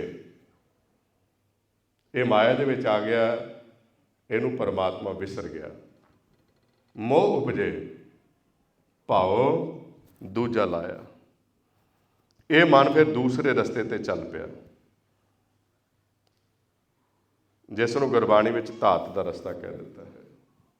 ਸ਼ਬਦ ਨੂੰ ਲਿਵ ਟੁੱਟ ਗਈ, ਆਪਣੇ ਘਰ ਨੂੰ ਭੁੱਲ ਗਿਆ, ਆਪਣੇ ਮਾਤਾ ਪਿਤਾ ਨੂੰ ਭੁੱਲ ਗਿਆ। ਤੇ ਜਦੋਂ ਸ਼ਬਦ ਨੂੰ ਵਿਛੋੜਾ ਪਿਆ ਤੇ ਵਿਰਾਗ ਕੀਤਾ, ਰੋਇਆ ਉੱਚੀ ਦੇਣੀ। ਜਦੋਂ ਬੱਚਾ ਜਨਮ ਲੈਂਦਾ ਹੈ ਰੋਂਦਾ ਹੈ, ਤੇ ਗੁਰਮੁਖਾਂ ਨੇ ਦੇਖਿਆ, ਉਹ ਆਂਦੇ ਜੈ ਤਨ ਬਾਣੀ ਵਿਸਰ ਜਾਏ, ਜੋ ਪੱਕਾ ਰੋਗੀ ਵਿਲ ਆਏ। ਉਹਨਾਂ ਕਿਹਾ ਵੀ ਕਿਉਂ ਰੋਇਆ ਹੈ? ਉਹਨਾਂ ਦੇਖਿਆ ਵੀ ਇਹਦਾ ਅੰਦਰੋਂ ਸ਼ਬਦ ਨਾਲੋਂ, ਇਹ ਸ਼ਬਦ ਨੂੰ ਅਨਹਦ ਬਾਣੀ ਕਹਿੰਦੇ ਨੇ, ਅਨਹਦ ਬਾਣੀ ਦੇ ਨਾਲੋਂ ਵਿਛੋੜਾ ਪੈ ਗਿਆ ਇਸ ਦਾ। ਤੇ ਜਦੋਂ ਅਨਹਦ ਬਾਣੀ ਦੇ ਨਾਲੋਂ ਵਿਛੋੜਾ ਪਿਆ, ਇਹਨੇ ਵਿਰਾਗ ਕੀਤਾ। ਤੇ ਜਦੋਂ ਵਿਰਾਗ ਕੀਤਾ ਤੇ ਸਭ ਤੋਂ ਪਹਿਲਾਂ ਮੋਹ ਅੱਗੇ ਆਇਆ। ਮਾਤਾ ਦੇ ਅੰਦਰ ਮੋਹ ਪੈਦਾ ਹੋਇਆ ਤੇ ਮੋਹ ਨੇ ਇਹਦੇ ਗਲ ਵਿੱਚ ਫਾਈ ਪਾ ਲਈ। ਕਿਸ ਤਰ੍ਹਾਂ? ਜਦੋਂ ਇਹਨੇ ਵਿਰਾਗ ਕੀਤਾ ਤੇ ਮਾਤਾ ਨੇ ਮੁੱਖ ਵਿੱਚ ਦੁੱਧ ਦਿੱਤਾ, ਤੇ ਜਿਉਂ ਹੀ ਇਹ ਰਸ ਸਰੀਰ ਦੇ ਨਾਲ ਗਿਆ, ਅੰਦਰ ਗਿਆ, ਇਹ ਸਰੀਰ ਦੇ ਰਸ ਵਿੱਚ ਚਲਾ ਗਿਆ। ਇਹ ਮਾਇਆ ਜਿਤ ਹਰ ਵਿਸਰੇ, ਮੋਹ ਉਪਜੇ, ਮੋਹ ਪੈਦਾ ਹੋ ਗਿਆ, ਭਾਉ ਦੂਜਾ ਲਾਇਆ। ਇਹਦਾ ਧਿਆਨ ਬਦਲ ਗਿਆ ਤੇ ਕੈਸੀ ਅਵਸਥਾ ਬਣ ਗਈ? ਪਹਿਲੇ ਪਿਆਰ ਲੱਗਾ ਥਣ ਦੁੱਧ। ਹੁਣ ਮਨ ਇੱਥੇ ਆ ਗਿਆ, ਇਹਦਾ ਇਸ ਸਰੀਰ ਦੀ ਖੁਰਾਕ ਦੇ ਨਾਲ ਪਿਆਰ ਪੈਣਾ ਸ਼ੁਰੂ ਹੋ ਗਿਆ। ਫਿਰ ਹੌਲੀ ਹੌਲੀ ਮਾਤਾ ਪਿਤਾ ਸੰਸਾਰ ਵਿੱਚ, ਜਿਸ ਤਰ੍ਹਾਂ ਹੁਣ ਆਪਾਂ ਸਾਰੇ ਤੇ ਆਪਾਂ ਡੀਕਦੇ ਹਾਂ ਘਰ ਵਿੱਚ ਬੱਚਾ ਆਵੇ, ਜਨਮ ਲਵੇ, ਤੇ ਉਹਦੇ ਵਾਸਤੇ ਮਾਤਾ ਪਿਤਾ ਕਮਾਈ ਕਰਦੇ ਨੇ, ਬੜੀ ਕਮਾਈ ਕਰਦੇ ਨੇ, ਥੱਕ ਜਾਂਦੇ ਨੇ, ਹਾਰ ਕੇ ਜਾਇਦਾਦ ਬਣਾਉਂਦੇ ਨੇ, ਬੱਚੇ ਨੂੰ ਸੌਂਪਾਂਗੇ, ਆ ਦਿਆਂਗੇ ਆਪਣੇ ਬੱਚੇ ਵਾਸਤੇ। ਹੁਣ ਐਸੀ ਅਵਸਥਾ ਦੇ ਵਿੱਚ ਜਿੱਥੇ ਮਾਤਾ ਪਿਤਾ ਆਪ ਜ਼ਹਿਰ ਵਿੱਚ ਫਸੇ ਹੋਏ, ਉੱਥੇ ਬੱਚੇ ਨੂੰ ਆਉਂਦਿਆਂ ਹੀ ਜ਼ਹਿਰ ਦੇ ਵਿੱਚ ਸੁੱਟ ਦਿੰਦੇ ਨੇ, ਕਿਉਂਕਿ ਉਹਨਾਂ ਨੇ ਆਪ ਖੇਲ ਨਹੀਂ ਜਿੱਤਿਆ, ਆਪ ਨਹੀਂ ਸਮਝਿਆ ਵੀ ਜਿਹੜਾ ਬੱਚਾ ਸਾਡੇ ਘਰ ਆ ਰਿਹਾ ਹੈ ਉਹ ਇੱਕ ਮੁਸਾਫਰ ਹੈ, ਤੇ ਅਸੀਂ ਵੀ ਸਾਰੇ ਇੱਥੇ ਆਏ ਹਾਂ, ਅਸੀਂ ਵੀ ਮੁਸਾਫਰ ਹਾਂ, ਤੇ ਅਸੀਂ ਇੱਥੇ ਰਹਿਣਾ ਨਹੀਂ ਹੈ। ਤੇ ਜਿਹੜਾ ਆ ਰਿਹਾ ਹੈ ਅਸੀਂ ਉਸ ਨੂੰ ਦਸੀਏ ਵੀ ਉਹ ਕਿੱਥੋਂ ਆਇਆ ਹੈ ਤੇ ਉਸਨੇ ਵਾਪਸ ਕਿਵੇਂ ਜਾਣਾ ਹੈ। ਉਸ ਵਾਸਤੇ ਮਹਾਰਾਜ ਸੱਚੇ ਪਾਤਸ਼ਾਹ ਕਹਿੰਦੇ ਨੇ ਬਹੁਤਿਆਂ ਨੂੰ ਗਿਆਨ ਨਹੀਂ ਹੈ। ਜਿਸ ਤਰ੍ਹਾਂ ਤੁਸੀਂ ਦੇਖਦੇ ਹੋ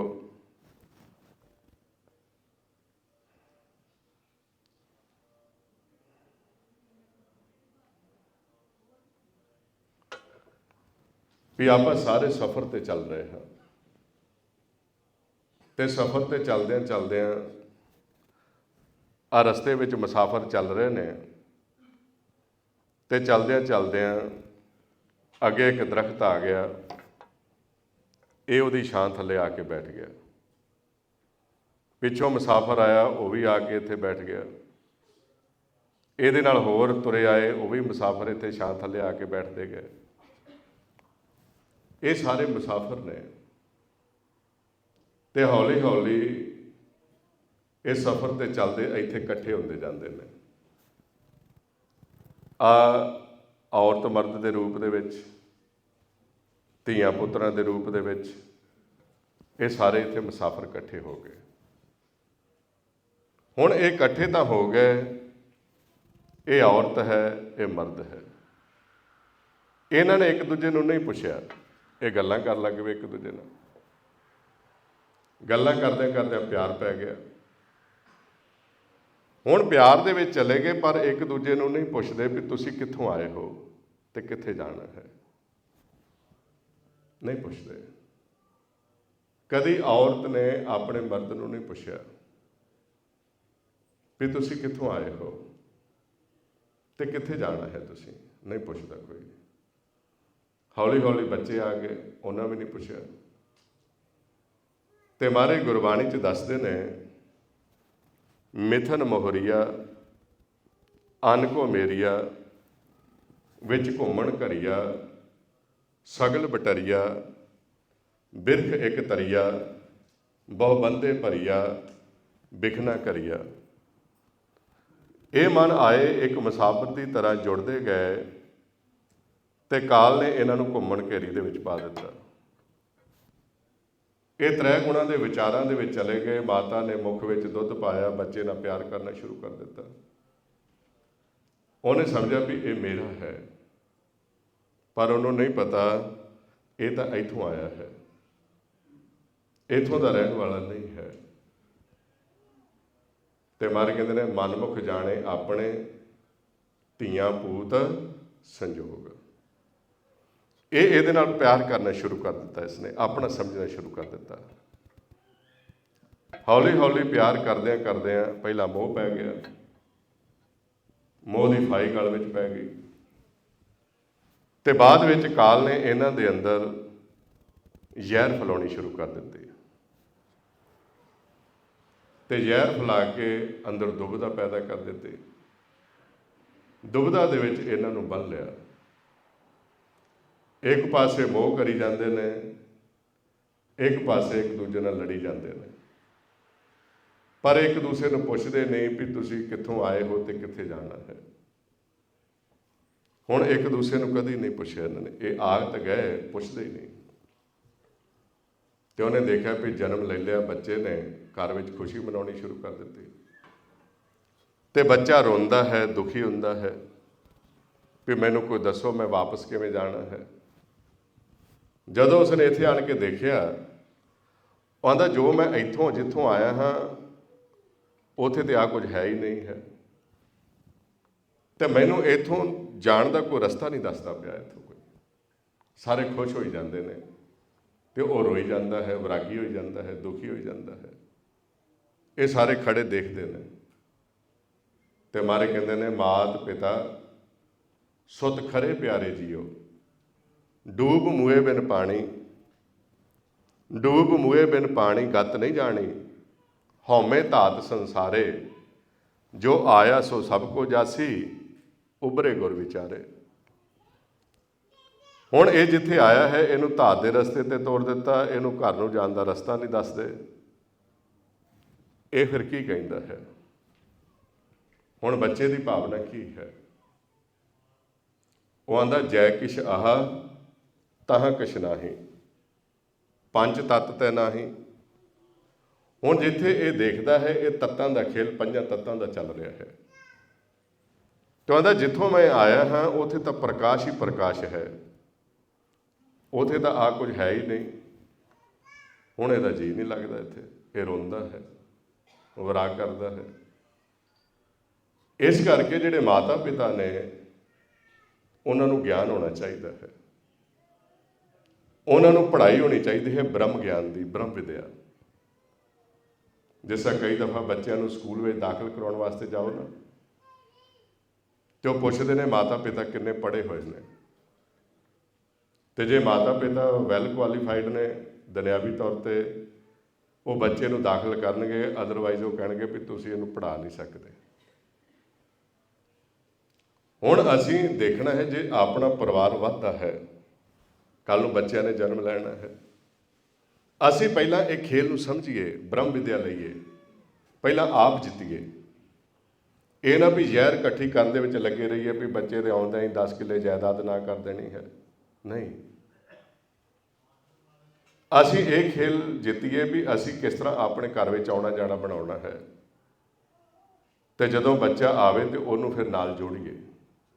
ਤੇ ਜਿਨ੍ਹਾਂ ਨੇ ਬ੍ਰਹਮ ਗਿਆਨ ਲਿਆ ਹੈ, ਉਹ ਕੀ ਕਰਦੇ ਨੇ? ਆਂਦੇ ਨੇ, ਪੂਤਾ ਮਾਤਾ ਕੀ ਅਸੀਸ, ਨਿਮਖ ਨ ਬਿਸਰੋ ਤੁਮਕੋ ਹਰ ਹਰ, ਸਦਾ ਭਜੋ ਜਗਦੀਸ਼। ਸਤਿਗੁਰ ਤੁਮਕੋ ਹੋਏ ਦਿਆਲਾ, ਸੰਤ ਸੰਗ ਤੇਰੀ ਪ੍ਰੀਤ। ਉਹ ਫਿਰ ਸਮਝਾਉਂਦੇ ਨੇ ਜਦੋਂ ਬੱਚਾ ਆਉਂਦਾ ਹੈ ਆਸੀਸ ਦਿੰਦੇ ਨੇ, ਉਹਦੀ ਲਿਵ ਜੋੜਦੇ ਨੇ, ਉਹਦੀ ਮਦਦ ਕਰਦੇ ਨੇ ਜੁੜਨ ਵਿੱਚ। ਇੱਥੇ ਹੁਣ ਮਹਾਰਾਜ ਸੱਚੇ ਪਾਤਸ਼ਾਹ ਕਹਿੰਦੇ ਨੇ ਮਨ ਆ ਗਿਆ, ਅੱਗੇ ਗਿਆਨ ਨਹੀਂ ਲਿਆ, ਉਹਨੂੰ ਕੋਈ ਦੱਸਣ ਵਾਲਾ ਹੀ ਨਹੀਂ ਹੈ ਇੱਥੇ। ਹੁਣ ਜਿਸ ਤਰ੍ਹਾਂ ਕੱਲ੍ਹ ਜਦੋਂ ਵਿਚਾਰ ਕਰ ਰਹੇ ਸੀ ਉੱਧਰ, ਤੇ ਇੱਕ ਗੁਰਮੁਖ ਨੇ ਸਵਾਲ ਪੁੱਛਿਆ ਸੀ, ਉਹਨਾਂ ਜਿਹੜੀਆਂ ਤੁਸੀਂ ਆ ਗੱਲਾਂ ਕਰ ਰਹੇ ਹੋ ਨਾ, ਇਹ ਤਾਂ PhD ਲੈਵਲ ਦੀਆਂ ਨੇ, ਇਹ ਬੜੀਆਂ ਉੱਚੀਆਂ ਨੇ, ਵੀ ਇਹ ਤਾਂ ਕਿੱਸਾ ਕੋਈ ਸਮਝੇਗਾ। ਹੁਣ ਉਹਨਾਂ ਦਾ ਸਵਾਲ ਸੀ, ਠੀਕ ਸੀ, ਪਰ ਗਲਤੀ ਕੀ ਹੈ ਵੀ ਆਪਾਂ ਦੇਖਦੇ ਹਾਂ ਵੀ ਆਪਾਂ ਨੂੰ ਇਹ ਦੱਸਿਆ ਹੀ ਨਹੀਂ ਕਿਸੇ ਨੇ। ਹੁਣ ਕਿੰਨੇ ਸੰਤ ਨੇ ਸੰਸਾਰ ਵਿੱਚ, ਕਿੰਨੇ ਗਿਆਨੀ ਨੇ, ਕਿਉਂਕਿ ਆਪਾਂ ਕਦੀ ਇਹ ਸਿੱਖਣ ਦੀ ਕੋਸ਼ਿਸ਼ ਨਹੀਂ ਕੀਤੀ, ਤੇ ਆਪਾਂ ਦੇਖਿਆ ਨਹੀਂ ਵੀ ਆਪਾਂ ਕੀ ਸੁਣ ਰਹੇ ਹਾਂ, ਕੀ ਸਿੱਖ ਰਹੇ ਹਾਂ। ਅਸੀਂ ਸੰਗਤ ਵਿੱਚ ਜਾ ਕੇ ਸਿੱਖਣਾ ਕੀ ਹੈ, ਗਏ ਦਰਸ਼ਨ ਕੀਤੇ ਤੇ ਆ ਗਏ। ਹੁਣ ਗੁਰਬਾਣੀ ਦੇ ਵਿੱਚ ਜੋ ਦੱਸਿਆ ਹੈ ਉਹਦੀ ਖੋਜ ਨਹੀਂ ਕੀਤੀ, ਤੇ ਆਪਣੇ ਆਪ ਦਾ ਪਤਾ ਨਹੀਂ ਲੱਗੇਗਾ, ਕਿਵੇਂ ਘਰ ਜਾਵਾਂਗੇ। ਹੁਣ ਇਸ ਅਵਸਥਾ ਦੇ ਵਿੱਚ ਜਦੋਂ ਮਨ ਆ ਗਿਆ ਤਾਂ ਕਹਿੰਦਾ ਮੈਨੂੰ ਕੋਈ ਦੱਸਣ ਵਾਲਾ ਨਹੀਂ ਹੈ। ਆਂਦੇ ਜੈ ਕਿਛ ਆਹ ਤਹਾਂ ਕਿਛ ਨਾਹੀਂ, ਪੰਜ ਤਤ ਤੇ ਨਾਹੀਂ, ਈੜਾ ਪਿੰਗਲਾ ਸੁਖਮਨ ਬੰਦੇ, ਇਹ ਅਵਗਣ ਕਤ ਜਾਹੀ, ਧਾਗਾ ਟੂਟਾ ਗगन बिनस गया,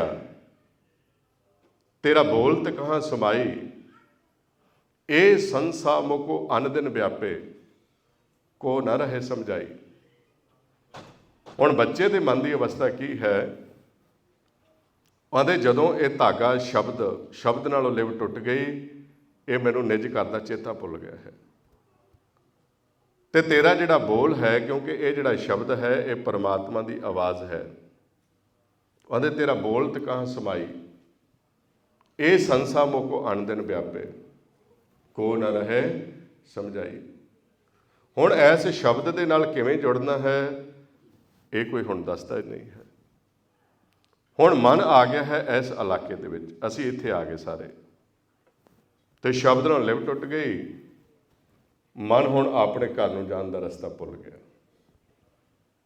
ते मारे गुरबाणी च दसदे ने, कहंदे पंथा प्रेम ना जाणे, भुल्ली फिरे गुआर।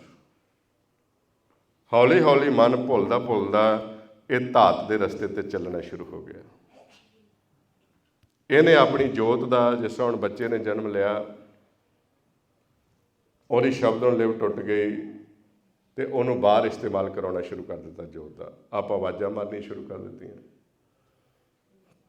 वो बाहर जोत का इस्तेमाल करना शुरू कर दिता, बाहर पहचान करनी शुरू कर दी, उसने बाहर देखना शुरू कर दिता। पहले प्यार लगा थण दुध, दूजे माए बाप की सुध, तीजे भया भाभी बेब, चौथे प्यार उपन्नी खेड, पंजवें खाण पीण की धात, छेवें काम न पुछे जात, सतवें संझ किया करवास, अठवें क्रोध हुआ तन नास, नौवें तौले उबे शाह, दसवें दद्दा हुआ सुहा। हुण मन धात दे रस्ते ते चलदा चलदा ये अपने घर नूं जाण दा रस्ता भुल गया, वापस नहीं जाता। ते हौली हौली इहदे जिहड़े आसवास सी, ये गिणती सी, इहदी ये खत्म हो गई, क्योंकि जिहड़ी कमिटमेंट है सवास ने, ये गिणती दे ने, हौली हौली घट रहे हैं। मारे कहते ने गण काले दिवसास, न बढ़न कटन ते उसार। हुण एक दिन की होया, ये सवास खत्म हो गए, ये घर नूं जाण दा रस्ता ही भुल गया। इहनूं चेता ही नहीं सी भी मैं जाना वापस जिथों आया हाँ। इत्थे तां सानूं चेता हुंदा है भी अपना टाइम किते घड़ी ओवर ना हो जाए, असी वापस जाना है, लेकिन असली घर का चेता भुल गया इसने। जो घर छड्ड गवावना सो लगा मन माहे, जिथे जाए तुद वरतना तिसकी चिंता ना है। हुण ये जिहड़ा मन आया सी, इहनूं चेता भुल गया ਇਹਦੇ ਸਵਾਸ ਖਤਮ ਹੋ ਗਏ। ਤੇ ਜਦੋਂ ਸਵਾਸ ਖਤਮ ਹੋ ਗਏ ਨਾ, ਇਹਦੀ ਚਿੱਠੀ ਦਰਗਾਹ ਦੇ ਵਿੱਚ ਪਾੜ ਦਿੱਤੀ ਗਈ। ਚਿੱਠੀ ਜਿਹਦੀ ਆਪਾਂ ਕੱਲ ਵਿਚਾਰ ਕਰ ਰਹੇ ਸੀ ਸਾਰੇ ਜਣੇ, ਆਪਾਂ ਨੂੰ ਇੱਕ ਚਿੱਠੀ ਦਿੱਤੀ ਹੁੰਦੀ ਹੈ। ਹੁਣ ਇਹਦੀ ਚਿੱਠੀ ਦਰਗਾਹ ਦੇ ਵਿੱਚ ਪਾੜ ਦਿੱਤੀ ਤੇ ਮਾਰੇ ਕਹਿੰਦੇ ਨੇ ਜਿਨਕੀ ਚੀਰੀ ਦਰਗੇ ਪਾਟੀ ਤਿੰਨਾ ਮਰਨਾ ਪਾਈ। ਹੁਣ ਇਹ ਚਿੱਠੀ ਪਾੜ ਦਿੱਤੀ ਤੇ ਨਵਾਂ ਪਰਵਾਨਾ ਜਾਰੀ ਕੀਤਾ ਗਿਆ। ਨਵਾਂ ਪਰਵਾਨਾ ਜਮਾ ਨੂੰ ਦਿੱਤਾ ਗਿਆ ਵੀ ਇਸ ਨੂੰ ਵਾਪਸ ਲੈ ਕੇ ਆਓ, ਵੀ ਇਹਦਾ ਸਮਾਂ ਖਤਮ ਹੋ ਗਿਆ ਹੈ, ਸਵਾਸ ਖਤਮ ਹੋ ਚੁੱਕੇ ਨੇ। ਤੇ ਜਦੋਂ ਇਹਨੂੰ ਲੈਣ ਵਾਸਤੇ ਆਏ, ਇਹ ਇੱਥੇ ਬੈਠਾ ਹੋਇਆ ਮਾਇਆ ਦੇ ਘਰ ਵਿੱਚ, ਤੇ ਮਾਇਆ ਦੇ ਘਰ ਵਿੱਚ ਆ ਕੇ ਉਹਨਾਂ ਨੇ ਇਸ ਨੂੰ ਪਰਵਾਨਾ ਦਿਖਾਇਆ। ਤੇ ਜਦੋਂ ਪਰਵਾਨਾ ਦਿਖਾਇਆ ਤੇ ਇਸ ਨੂੰ ਕਹਿਣ ਲੱਗੇ, ਉਹ ਆਂਦੇ ਅਮਲ ਸਿਰਾਨੋ ਲੇਖਾ ਦੇਣਾ, ਆਏ ਕਠਨ ਦੂਤ ਜਮ ਲੈਣਾ, ਕਿਆ ਤੇ ਖੱਟਿਆ ਕਹਾਂ ਗਵਾਇਆ, ਚਲੋ ਸਿਤਾਬ दीवान बुलाया, चल दर हाल दीवान बुलाया, हर फरमान दरगे का आया। उन्होंने आके इस नूं परवाना दिखाया ते नाल ही इहदी गंढ खोल दिती। ये नाभि के उपर गंढ दिती हुई है। जदों इस शरीर की रचना होंदी है, जो आपां पहलां विचार कीती है, पहलां उत्थे नाम रखिया जाता है, नाम के उपर सूखम आकार दिता जाता है, सूखम आकार के उपर ये तत्तां का कपड़ा दे के इनू शब्द द्वारा सीता जाता है, इत्थे गंढ दिती जाती है। इसकी तिन्नां चीज़ों का संयोग होंदा है। बाणी च दसदे ने सूखम मूरत, नाम निरंजन, काया का आकार। ये अंत समय इथों नाभि तो गंढ खोलते हैं। तो जिन्ना चिर गंढ नहीं खुलती उन्ना चिर आप रात को शरीर छड्ड के चले भी जाते हैं। हुण तुसीं सुपना देखते हो तो सुपने दे विच तुसीं इस शरीर नूं छड्ड जाते हो, पर पाउण द्वारा संयोग हुंदा है, ये नाभि ते गंढ है, तो फिर तुसीं सवेरे शरीर में आ जाते हो। ये रोज़ आउण जाण बनिया होया है। इहदे ते भी किते विचार करांगे आपां। हुण जाम आए तो उन्होंने गंढ खोल दी, कहते खुली गंठ उठो लिखिया आया राम, रस कस सुख सब ठाके बंद चलाया राम। इथों ज्यों ही गंढ खोली तो गंढ खोलण दे नाल ही शब्द तेज हो गया। आ जिहड़े शब्द दे नाल माता दे उदर विच संयोग सी साडा, इधरों गंढ खुली तो शब्द तेज होया, उधरों जम जड़े सी वो पासे चले गए। परमात्मा का हुक्म है, शब्द सुने तो दूरों भागे, मत मारे हर जीओ बेपरवाह है। जमा नूं हुक्म है कि जदों गंढ खुलनी तुसीं पासे हो जाना है, क्योंकि शब्द तेज हो जाता है। जो आप रात विचार की है, कोई नवे गुरमुख ने इस करके ये जिहड़ी अकथ कहानी है, इनू कॉन्टीन्यूसली जदों तुसीं समझोगे तो समझ आएगी, अदरवाइज ये समझ नहीं लगेगी, क्योंकि ब्रह्म विद्या है। ये शब्द चलता है एक अपने अंदर, जिन्हों अनहद शब्द कहते हैं, तो वो जिहड़ा शब्द है 6 चक्कर बना के चलता है अंदर सुखमन दे विच। ते जदों वो शब्द के चक्कर बनते हैं तो उहदियां आवाज़ां पैदा होंदियां ने, तो जदों वो शब्द नाभि तक आउंदा है फिर वापस जाता है सुन विच। असीं शब्द के राहीं जाना हुंदा है सारिਆਂ ने। हुण ये मनमुख ने कभी शब्द नहीं सुनिया, इहदी शब्द नूं लिव टुटी रही। जदों जन्म हो गया दा, इधरों गंढ खुल गई तो शब्द तेज हो गया। जदों शब्द तेज हो गया, जम पासे चले गए, तो गंढ खुलण दे नाल जदों शब्द की आवाज़ प्रगट हुई तो यह डर गया। हुण बहुत सारे जीव जिहड़े ने जिन्हां शब्द नहीं सुनिया वो इत्थे डर जाते हैं। हुण बहुत सारे जिहड़े जीव ने उन्होंने शब्द का पता नहीं है, वो लोड़ नहीं समझते। इस करके महाराज गुरबाणी च दसदे ने भी पहला गुरु वो धारण करो ਜਿਹੜਾ ਤੁਹਾਨੂੰ ਸ਼ਬਦ ਦੇ ਨਾਲ ਜੋੜ ਦੇ। ਸੋ ਗੁਰ ਕਰੋ ਜੇ ਸਾਚ ਦ੍ਰਿੜਾਵੈ, ਅਕਥ ਕਥਾਵੈ ਸ਼ਬਦ ਮਿਲਾਵੈ। ਤੇ ਜਦੋਂ ਤੁਸੀਂ ਸ਼ਬਦ ਨਾਲ ਜੁੜ ਜਾਓਗੇ, ਸ਼ਬਦ ਦੀ ਪਛਾਣ ਹੋ ਜਾਏਗੀ ਤੁਹਾਨੂੰ, ਤੇ ਫਿਰ ਤੁਸੀਂ ਸ਼ਬਦ ਵਿੱਚ ਸਮਾ ਕੇ ਆਪਣੇ ਘਰ ਜਾ ਸਕਦੇ ਹੋ। ਪਰ ਇਹ ਗੁਰੂ ਵਾਲਾ ਨਹੀਂ ਬਣਿਆ, ਇਹਨੇ ਸ਼ਬਦ ਦੀ ਪਛਾਣ ਨਹੀਂ ਕੀਤੀ। ਜਦੋਂ ਗੰਢ ਖੁੱਲੀ ਤੇ ਸ਼ਬਦ ਗੱਜਿਆ, ਤੇ ਜਦੋਂ ਗੱਜਿਆ ਤੇ ਇੰਨੀ ਜ਼ੋਰਦਾਰ ਆਵਾਜ਼ ਪੈਦਾ ਹੁੰਦੀ ਹੈ, ਮਰ ਕਹਿੰਦੇ ਪੰਜੇ ਸ਼ਬਦ ਵੱਜੇ ਮਤ ਗੁਰਮਤ, ਵਡਭਾਗੀ ਅਨਹਦ ਵੱਜਿਆ, ਆਨੰਦ ਮੂਲ ਰਾਮ ਸਭ ਦੇਖਿਆ, ਗੁਰਸ਼ਬਦੀ ਗੋਬਿੰਦ ਗੱਜਿਆ। ਜਦੋਂ ਗੋਬਿੰਦ ਗੱਜਦਾ ਹੈ, ਆਵਾਜ਼ ਦਿੰਦਾ ਹੈ, ਬਹੁਤ ਜ਼ੋਰਦਾਰ ਆਵਾਜ਼ ਪੈਦਾ ਹੁੰਦੀ ਹੈ। ਇੰਨੀ ਜ਼ੋਰਦਾਰ ਆਵਾਜ਼ ਪੈਦਾ ਹੁੰਦੀ ਹੈ ਵੀ ਜਿਹੜਾ ਆਪਣਾ ਇਹ ਰੀੜ੍ਹ ਦੀ ਹੱਡੀ ਹੈ, ਇਹ ਛਿਣਕ ਜਾਂਦੀ ਹੈ, ਹਿਲ ਜਾਂਦੀ ਹੈ। ਹੁਣ ਇਹਨੂੰ ਸ਼ਬਦ ਦੀ ਪਛਾਣ ਨਹੀਂ। ਜਦੋਂ ਸ਼ਬਦ ਗੱਜਿਆ, ਇਹ ਡਰ ਗਿਆ, ਤੇ ਡਰ ਕੇ ਜਿੱਧਰ ਜਮ ਖੜੇ ਸੀ ਉਧਰ ਨੂੰ ਭੱਜ ਗਿਆ। ਤੇ ਜਮਾਂ ਨੇ ਦੇਖਿਆ ਵੀ ਇਹ ਨਗੋਰਾ ਹੈ, ਇਹਦਾ ਗੁਰੂ ਪੂਰਾ ਨਹੀਂ ਹੈ। ਜੇ ਇਹਦਾ ਗੁਰੂ ਪੂਰਾ ਹੁੰਦਾ ਤਾਂ ਇਹਨੂੰ ਸ਼ਬਦ ਦੀ ਪਛਾਣ ਹੋ ਜਾਣੀ ਸੀ। ਇਹਨੂੰ ਸ਼ਬਦ ਦੀ ਪਛਾਣ ਨਹੀਂ ਹੋਈ, ਇਹਦਾ ਗੁਰੂ ਅਧੂਰਾ ਹੈ। ਜਿਸ ਤਰ੍ਹਾਂ ਅੱਜ ਬਹੁਤ ਸਾਰੇ ਜਿਹੜੇ ਜੀਵ ਨੇ ਵੱਖ-ਵੱਖ ਤਰ੍ਹਾਂ ਦੇ ਨਾਲ ਵੱਖ-ਵੱਖ ਜੀਵਾਂ ਦੇ ਵਿੱਚ ਵਿਸ਼ਵਾਸ ਰੱਖਦੇ ਨੇ, ਪਰ ਪੂਰੇ ਗੁਰੂ ਦੀ ਨਿਸ਼ਾਨੀ ਹੈ। ਮਰ ਕਹਿੰਦੇ ਵਾਹੋ ਵਾਹੋ ਪੂਰੇ ਗੁਰ ਕੀ ਬਾਣੀ, ਪੂਰੇ ਗੁਰ ਤੇ ਉਪਜੀ ਸੱਚ ਸਮਾਣੀ। ਜੋ ਸ੍ਰੀ ਗੁਰੂ ਗ੍ਰੰਥ ਸਾਹਿਬ ਦੀ ਗੁਰਬਾਣੀ ਹੈ, ਇਹਨੂੰ ਪੂਰੇ ਗੁਰੂ ਦਾ ਖਿਤਾਬ ਹੈ। ਤੇ ਜਿਹੜਾ ਪੂਰਾ ਗੁਰੂ ਹੈ, ਉਹ ਫਿਰ ਸਾਨੂੰ ਸ਼ਬਦ ਦਾ ਬੋਧ ਕਰਾਉਂਦਾ ਹੈ ਵੀ ਸ਼ਬਦ ਤੁਹਾਡੇ ਅੰਦਰ ਚੱਲ ਰਿਹਾ ਹੈ। ਸ਼ਬਦ ਦੇ ਨਾਲ ਕਿਵੇਂ ਜੁੜਨਾ ਹੈ, ਇਹ ਸਾਰਾ ਸਾਨੂੰ ਗੁਰਬਾਣੀ ਅਨੁਸਾਰ ਦੱਸਿਆ ਗਿਆ ਹੈ। ਪਰ ਇਹਨੇ ਕਦੀ ਗੁਰਬਾਣੀ ਦੀ ਵਿਚਾਰ ਨਹੀਂ ਸੁਣੀ, ਇਹਨੂੰ ਭੇਦ ਨਹੀਂ, ਕਾਇਆ ਦੀ ਖੋਜ ਨਹੀਂ ਕੀਤੀ। ਜਦੋਂ ਸ਼ਬਦ ਗੱਜਿਆ, ਇਹ ਡਰ ਗਿਆ ਤੇ ਜਮਾਂ ਵਾਲੇ ਪਾਸੇ ਗਿਆ। ਇਧਰੋਂ ਸ਼ਬਦ ਨੇ ਤੱਤਾਂ ਨੂੰ ਛੱਡਣਾ ਸ਼ੁਰੂ ਕਰ ਦਿੱਤਾ, ਕਿਉਂਕਿ ਗੰਢ ਖੁੱਲ੍ਹ ਗਈ। ਸਭ ਤੋਂ ਪਹਿਲਾਂ ਮਿੱਟੀ ਤੱਤ ਨੂੰ ਛੱਡਿਆ, ਮਿੱਟੀ ਖਿਲਰ ਗਈ। ਫਿਰ ਹੌਲੀ ਹੌਲੀ ਸ਼ਬਦ ਨੇ ਅਗਨ ਤੱਤ ਨੂੰ ਛੱਡਿਆ, ਅਗਨ ਦੇ ਭਾਂਬੜ ਮੱਚਣ ਲੱਗ ਗਏ। ਫਿਰ ਪਾਣੀ ਨੂੰ ਛੱਡਿਆ ਤੇ ਪਾਣੀ ਅਗਨ ਦੇ ਉੱਪਰ ਆ ਕੇ ਡਿੱਗਾ ਤੇ ਉਬਾਲਾ ਖਾ ਕੇ ਇੱਕ ਨਦੀ ਬਣ ਗਈ। ਅਗਨ ਦੇ ਭਾਂਬੜ ਮੱਚ ਰਹੇ ਨੇ ਉੱਥੇ, ਅਗਨ ਦੀਆਂ ਲਹਿਰਾਂ ਚੱਲ ਪਈਆਂ। ਇਹ ਸ਼ਬਦ ਹੌਲੀ ਹੌਲੀ ਤੱਤਾਂ ਨੂੰ ਛੱਡਦਾ ਛੱਡਦਾ ਇਹ ਸੁੰਨ ਦੇ ਵਿੱਚ ਜਾ ਕੇ ਸਮਾ ਗਿਆ, ਜਿੱਥੋਂ ਸ਼ਬਦ ਨਾਲ ਇਹਦਾ ਸੰਜੋਗ ਹੋਇਆ ਸੀ।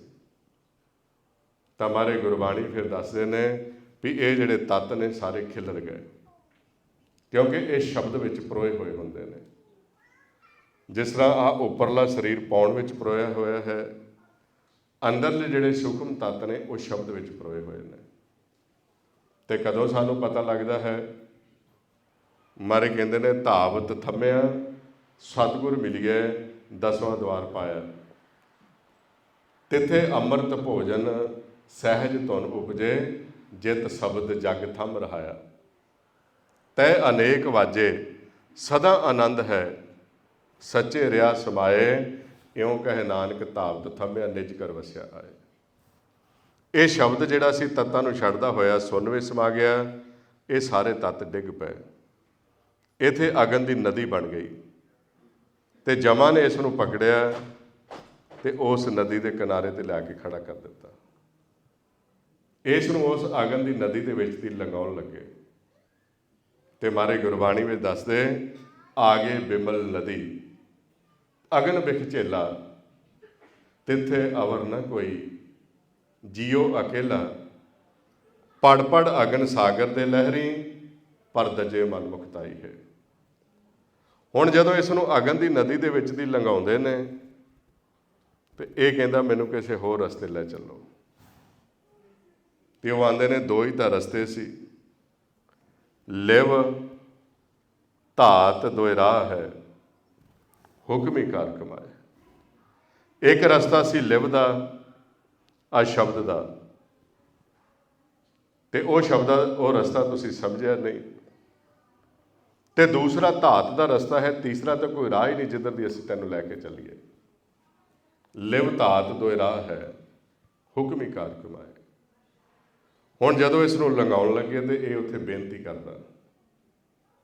ਇਹਦੀ ਕੱਲ ਕਹਾਣੀ ਤੁਸੀਂ ਸੁਣੀ ਸੀ। ਇਹ ਬੜਾ ਤੀਰਥਾਂ ਦੇ ਰਟਨ ਕਰਦਾ ਰਿਹਾ, ਬੜਾ ਦਾਨ ਕਰਦਾ ਰਿਹਾ। ਇਹ ਕਹਿਣ ਲੱਗਾ ਜੀ ਮੈਂ ਤਾਂ ਬੜਾ ਦਾਨ ਕੀਤਾ ਹੈ ਤੇ ਮੈਨੂੰ ਬਖਸ਼ ਦਿਓ।